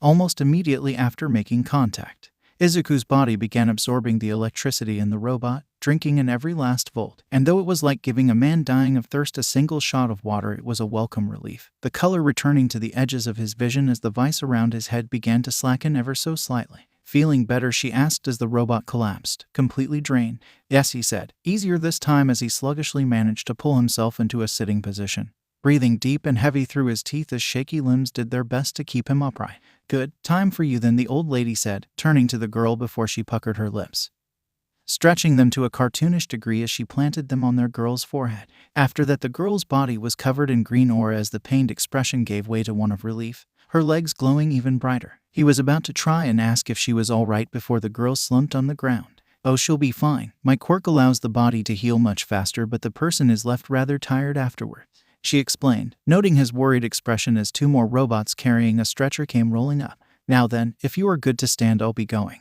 There's many more who need my attention," she said as she turned back around, the robots carrying the unconscious girl with them as they followed after her. Taking in another breath, he forced his feet underneath him. His body was practically vibrating as he forced himself to stand, but as he tried to take a step, his legs gave out on him and nearly fell face first again if it wasn't for him being caught one last time. Looking up, he was surprised to see the blue-haired boy from before looking down at him. He wanted to push away, to say that he could walk on his own, but he didn't have the strength, and it seemed the other boy knew this as well. So with a huff, he resigned himself to being helped by the previously annoying boy as the pair, along with everyone else, began their march out of the city. The walk back was thankfully rather quiet, save for only the whispered gossip of his fellow competitors as they sneaked looks back towards him, and Izuku asking the boy carrying him to stop for a moment whenever they neared a source of electricity. The boy silently following his instruction as he let the energy flow into him, letting the feeling of pain slowly begin to wash away as he absorbed more and more. By the time they had returned to the bus, Izuku had ceased limping, the muscle spasms having finally become manageable as they climbed onto the bus. Both he and the boy gave each other one last look as Izuku sat himself down. A silent thank you shared between them before he went to his seat as well. With a tired sigh he closed his eyes, allowing himself a short rest as the rumbling of the bus lulled him into a light sleep. When the bus stopped for the final time, 𝐬𝐸 was the last to leave, dragging himself slowly out of his seat and off the bus. Rubbing his eyes, he was rejuvenated when his ears were greeted by a familiar voice. 𝐬𝐸 yelled as the smaller boy came running up to him, a wide smile on his face. I saw the sky go dark and a big flash of light. What happened? He asked as someone new came up behind them. It was a girl around 𝐬𝐸's height with thorny, vine-like hair, who walked with a gait that was equal parts graceful and purposeful as she went to stand beside Mind. Oh yeah, this is 𝐼𝐻 and this is the guy I've been telling you about. 𝐬𝐸 Midoriya, he introduced, realizing she was behind him. It's a pleasure to meet you, Midoriya. Mind has been telling me a lot about you, she said, smiling warmly and lightly bowing her head. Really? Only good things, I hope, he answered back, eyeing his best friend playfully over what ideas he had filled her head with. He said, and Lord forgive me that you were the coolest motherfucker you'll ever meet, she said with an abashed expression as she did the sign of the cross and began muttering a short prayer. Mind rubbed the back of his head, a tinge of red coloring his cheeks as 𝐲𝐸 repeated him. 𝐬𝐸 chuckled at that, needing that moment of humor, and was happy that it was his friend that gave it to him. So tell me, what happened? Mind said again, directing the conversation back to the original question. There was this girl trapped underneath some rubble. The 0-pointer was about to crush her, so I called down a lighting storm and blew it up, he explained, and while Mind had seen him use his lighting storm once before, 𝐲𝐸 had not. You blew up a robot the size of a 10-story building by calling down lighting from the sky, she said. Her earlier serene expression completely done away with as she looked at him with wide eyes and a slack jaw. 𝐬𝐸 merely shrugged his shoulders. Yep, told you. He's cool, Mind said, nodding his head with a look of satisfaction. The conversation was redirected once again, though, by the appearance of another pair of faces. And just like the one before, one was familiar, the other not. Hey Tsu, how'd your exam go? He asked, though he could tell just by looking at her she was tired. It would have gone better if Blondie hadn't cooked the whole city, the unfamiliar girl answered for her, as 𝐬𝐸 was struck by her bright pink skin and dark eyes. She was wearing ripped jeans and a black shirt with big pink letters on it as she walked, hands on her hips and a scowl on her face that almost reminded him of Bakugo. But speaking of him, 𝐬𝐸's face turned to one of concern as the thought of Katsuki going overboard turned his tired mind fully awake. You should have seen him. By the end he was glowing like a furnace, melting robots and made nearly half the group collapse from the heat, Tsu explained, and with each description 𝐬𝐸 became more and more confused. 𝐬𝐸, he melted the 0-pointer down to its legs, she finished, finally taking in a breath and letting that new information sit in the air. That didn't make any sense. Katsuki's quirk was explosions, and most of the damage came from the force of the blast itself, not the heat. Sure, the heat could have possibly melted a single part of a robot, but to melt the 0-pointer to that degree. He and Mind had never seen him have anywhere near that kind of power. Neither had they ever seen him glow before, and that description threw the forest-haired boy's head for a loop.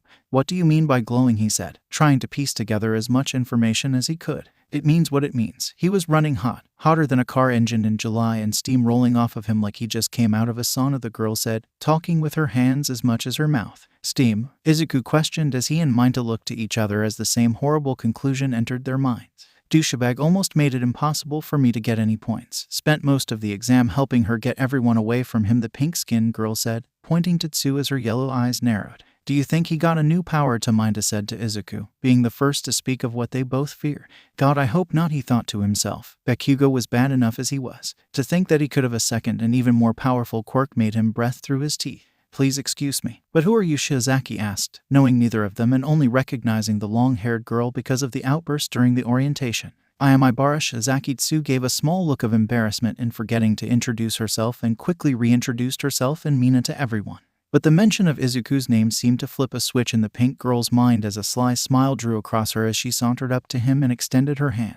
So you're the electric man. I saw your video. I like your style, she hummed as 𝐬𝐸 respectfully, though with slight hesitation shook her hand, blindsided by the sudden shift in attitude as he fought to keep his mind focused. I think we should all get going. It's been a long day and I'm feeling pretty drained, he said, not completely lying and being too tired to properly deal with all this new information. He could cross the Bakugo bridge when he came to it. Yeah, he's right. I'm feeling dried out from all that heat, Tsuyu said, as 𝐬𝐸 breathed an internal sigh of thanks. The two began to walk away, and it seemed Minta was getting the hint as he and 𝐲𝐸 began walking with them. When he looked back at Mina, he was thankful she didn't appear upset, as she walked with her hands resting on the back of her as she looked back at him with that same sly smile. Machako's eyes slowly peeled open, dry and irritated by the intrusion of light as she exhaled a low breath. She felt so tired, as she slowly pulled her hand to her face, resting it there and slowly rubbing her eyes as she finally began to see what was around her. From the looks of it, she was in some sort of hospital room.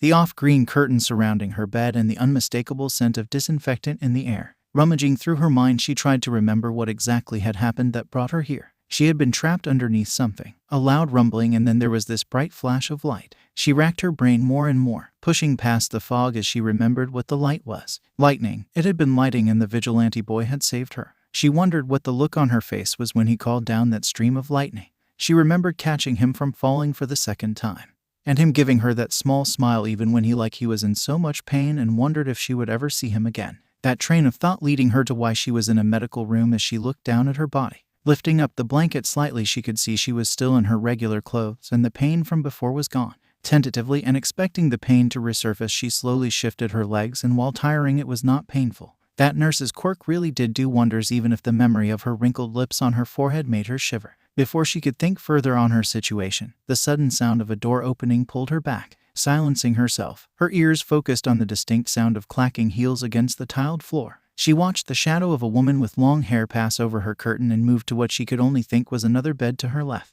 That thought was proven correct as the sound of shifting cloth and a relieved sigh filled the room. "Well, I'm glad to see you're still in one piece," the woman said, her voice haughty and exaggerated. The joke, if it was one, fell flat as whoever she was speaking to was taking their time to answer before the voice of a boy filled the silence. "Why are you here?" the boy asked, a barb of anger peppering the apparent surprise of his voice. "Because you got injured, and I wanted to make sure you were okay," she answered back as if it was more than obvious. "You did rather well in your practical exam. In spite of what you did." There was another pause then before he answered, his voice shaky. "Yet here I sit, after getting knocked out by my own damn quirk," he hissed, sounding like he was fighting back tears as the clack of heels came closer and the screech of a chair being moved. 𝐴𝐻𝐻𝐿 felt a pang of sympathy for the boy. She thought she had rather well in the exam, even if she ended up like this. To feel as though you failed at something so important must have been soul-crushing, as she felt the pain in his voice. And it was only now she became painfully aware that she had unintentionally become an eavesdropper in a rather private conversation. Like a deer who felt the eyes of a predator on her, she did her best to stay quiet, holding her breath and not moving a single muscle. "I'm sorry, 𝗵𝗃𝗟. These tests just aren't made for people with quirks like ours," she whispered as the sound of the boy fighting against himself to keep the sadness at bay. "Please don't pity me, MS. Midnight. It only makes it worse," he finally said, and once again silence filled the room. The person was the hero Midnight. The reveal leaving 𝐴𝐻𝐻𝐿 stunned as she wondered what had happened between them that would prompt this. "Is the pony girl okay?" he asked, 𝐴𝐻𝐻𝐿 confused by the sudden change in topic. The woman gave a light chuckle at the question. "She's okay," she answered. "Good," the boy whispered, faint and distant as the sound of shifting and the sound of bare feet on tile. "Wait, did you at least try and apply for the general studies?" she quickly asked, almost sounding desperate. "No, I didn't," 𝗵𝗃𝗟 said as he began walking away, his shadow appearing on 𝐴𝐻𝐻𝐿's curtain as he was suddenly hugged from behind. "My Midnight. There's always next year, okay, so don't give up. I'll be waiting," she promised as she slowly released him, the boy staying still as a statue before he walked out of the room without saying a word. Midnight's breath then became shaky, hanging her head low as she left shortly after. After that, 𝐴𝐻𝐻𝐿 sat in the silence, unsure of what exactly she had just witnessed and unsure of what to do now. After 10 minutes of continued silence, she pulled herself out of bed, still groggy but more than able to stand.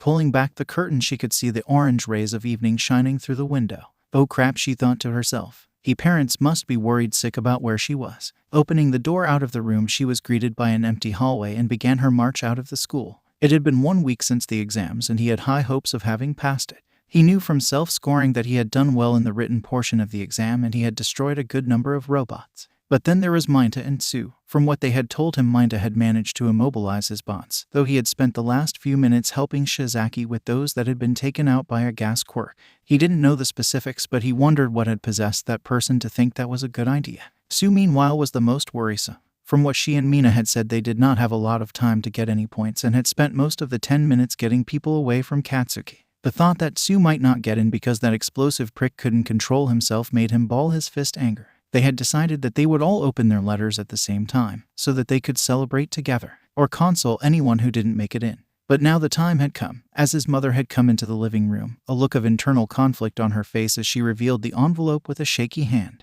He had called both Tsuyu and 𝗀𝗃𝗟 not long after, and they had received their letters as well. So there he was, his foot tapping anxiously as he sat on the couch facing the door, switching from sitting to pacing back and forth every few minutes as the envelope sat unopened on the coffee table. His mother, who was on the couch as well, looked as though she about speak before they heard a knock at the door. Racing to the door, he swung it open and was greeted to both Tsuyu and Minda, who each showed their envelopes, the bright red wax seal of UA stamped on each. "Hey Mom, we're going to open them in my room," he blurted out as he ushered them inside. He was so caught up in the moment he almost didn't realize that this was the first time a girl had been to his house and the first time a girl would be in his room. His face went beet red at the realization and the thoughts that came with it. In that moment he was almost happy he had destroyed all his All Might merch. He would have died of embarrassment if a girl saw that.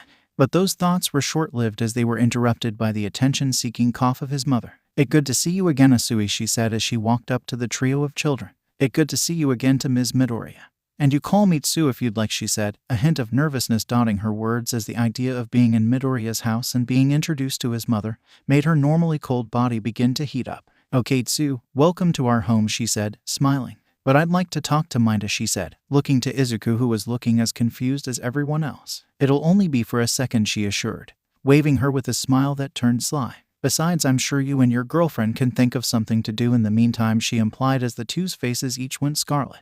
"Mom," Izuku yelled, but 𝑘𝐻 merely shooed them away, and leaving her alone with the purple-haired boy. Before the young boy could ask what she wanted, he felt her arms wrap around him in a hug. If anyone was watching, they might think the diminutive pervert would have been overjoyed to be touched by a woman. But they would have been wrong. He was a pervert to be certain, but never to 𝑘𝐻. Not just because she was Midoriya's mom, but because she had always been more of a mother to him than his own. Not that it was exactly a high bar to clear, but she always cleared it with flying colors. And she gave good hugs. "Thank you," she said as Minda already began to feel the shoulder of his shirt go wet with tears. Thanks for what?" he asked, finally reciprocating the embrace as he wondered where all of this was coming from. 𝑘𝐻 was always emotional, even more than Izuku, but this seemed different. For always being there for him, she whispered, pulling away and looking into his eyes. "When the doctors said that he was quirkless, I didn't know what to do. He had always wanted to be a hero, and as he suffered there was nothing I could do to help him," she said, tears streaming down her face. "But then he met you and it was like the dark cloud that had been hanging over him finally went away. Watching you two grow up together, watching him actually have fun and finally have someone who didn't treat him badly because of what he was," she praised. But as she did, Minda couldn't help but feel like an imposter. Even if Izuku had forgiven him, his inaction still weighed heavy on him. "Please, I don't deserve the praise," he confessed, rubbing the back of his neck as he looked from her gaze. "When he needed me, I stood by while he fought the villains," he said, hoping that someone other than himself would hold him accountable for what he did. "Izuku told me everything. You did the right thing trying to stop him, but you know how stubborn he can be," she said with a hurt smile as she remembered that horrible video. "But that's why I need you to keep doing what you're doing," she said as she pulled some tissues from her pocket and dried her eyes. "Where he's going I can't follow. I can't protect him anymore. So please try and keep him safe. Be that voice of reason in his head when he's about to do something dangerous," she almost begged as Minda felt a tension grow in his heart. "Can you do that for me, Minoru?" she asked as Minda slowly began to nod his head. He could never say no to her. "I'll try, Ms. Midoriya," he said, his eyes going watery before he quickly wiped them away. "Thank you, now get going. I'm sure they're both wondering what's taking you," she said, giving the small boy a spare tissue which he took gladly as 𝑘𝐻 went back to the couch and Minda went into Izuku's room. 𝑘𝐻 still had a mix of emotions about her son becoming a hero, to say the least. After everything that had happened, she had been happy just to still have her son. But after that woman had come to their home and had shown her the footage of her son being a vigilante and fighting villains. But he had been right. That blast had lit a fire in his heart and he wasn't going to stop for anyone, not even her. At that moment she could feel nothing but a bittersweet pride in the boy she had raised. Someone who stood up for what he believed in and fought for it, no matter who was against him. As Minda opened the door to Midoriya's room, he was greeted by the unsurprising sight of both him and Tsu sitting on his bed, nervously fidgeting as both looked up to see him enter. "So what did my mother want?" Izuku asked. "Just wanted me to make sure you don't do anything stupid in UA," he said in a haughty tone, smiling to hide the real emotions he was feeling. Izuku rolled his eyes as they both got up, the bed springs creaking with their movement. All standing together in a rough circle, they each showed their letter as an unspoken question rang out. Who would go first? "I'll go," Tsuyu volunteered, a look of both resignation and fear slithering onto her face. Better to rip the band-aid off now. Walking to Izuku's desk, she slowly opened the letter, the sound of each small tear of paper like a foreboding bell. As she was about to pull whatever it was out, she felt a hand on her shoulder and turned to see Izuku giving her a small reassuring smile, gripping her shoulder to show that he was there for her. Giving a small nod in turn, she reached inside and was surprised to see a small black disc the size of a hockey puck. They didn't have much time to think about what it was supposed to be before it projected the image of All Might. "I am here." As a projection came the baritone voice of the symbol of peace, wearing striped yellow suit as he smiled at them. Everyone was shocked by the sudden appearance. They had no idea why All Might would be connected to entrance exam. "Now Miss Asui, for your written exam you scored near perfect. "Congratulations," he announced. But before the trio could begin celebrating, there was still the practical exam. "But you only scored 12 points in the practical, which means you didn't pass." Everyone in the room felt as though they had thrown into an icy river as All Might broke the news, 𝐶𝐬 hanging her head lower and lower by the second. 𝐶𝐬. Izuku tried to comfort before he was cut off by All Might. "Is what I would say if that was all there is," came a thunderous laugh as he smiled brightly, the camera shifting to show a recording of her and Mina pulling everyone else in their group away from Bakugo. The exam was not only graded by villain points, for how can a hero course turn those who save others even when you thought you would gain nothing from it? He continued as the video switched to a panel of judges, each holding a numbered paddle. "Rescue points," he bellowed as the number 60 revealed itself on the scoreboard. The hearts of everyone were soaring now, waiting only for those magic words that would send them straight into the stars as All Might offered his hand. "𝐶𝐬, welcome to your hero academia." The room exploded in cheers as 𝐶𝐬, with joyful tears in her eyes, turned to Izuku. She practically leapt into his arms, knocking him back as she gripped him tight, looking up at him, her eyes meeting as her face inched closer and closer, feeling each other's breath against their skin.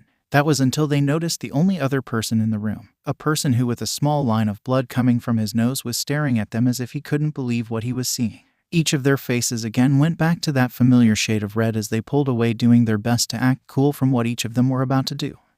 "I'll go next," Izuku stammered as he opened his envelope, and the voice of All Might filled the silence. After that they found out they had all been accepted, each of the celebrating but not to the same degree of 𝐶𝐬's acceptance. They were in, and as Izuku looked over to 𝐶𝐬, his own face still burning hot from their close encounter, he couldn't be happier for it.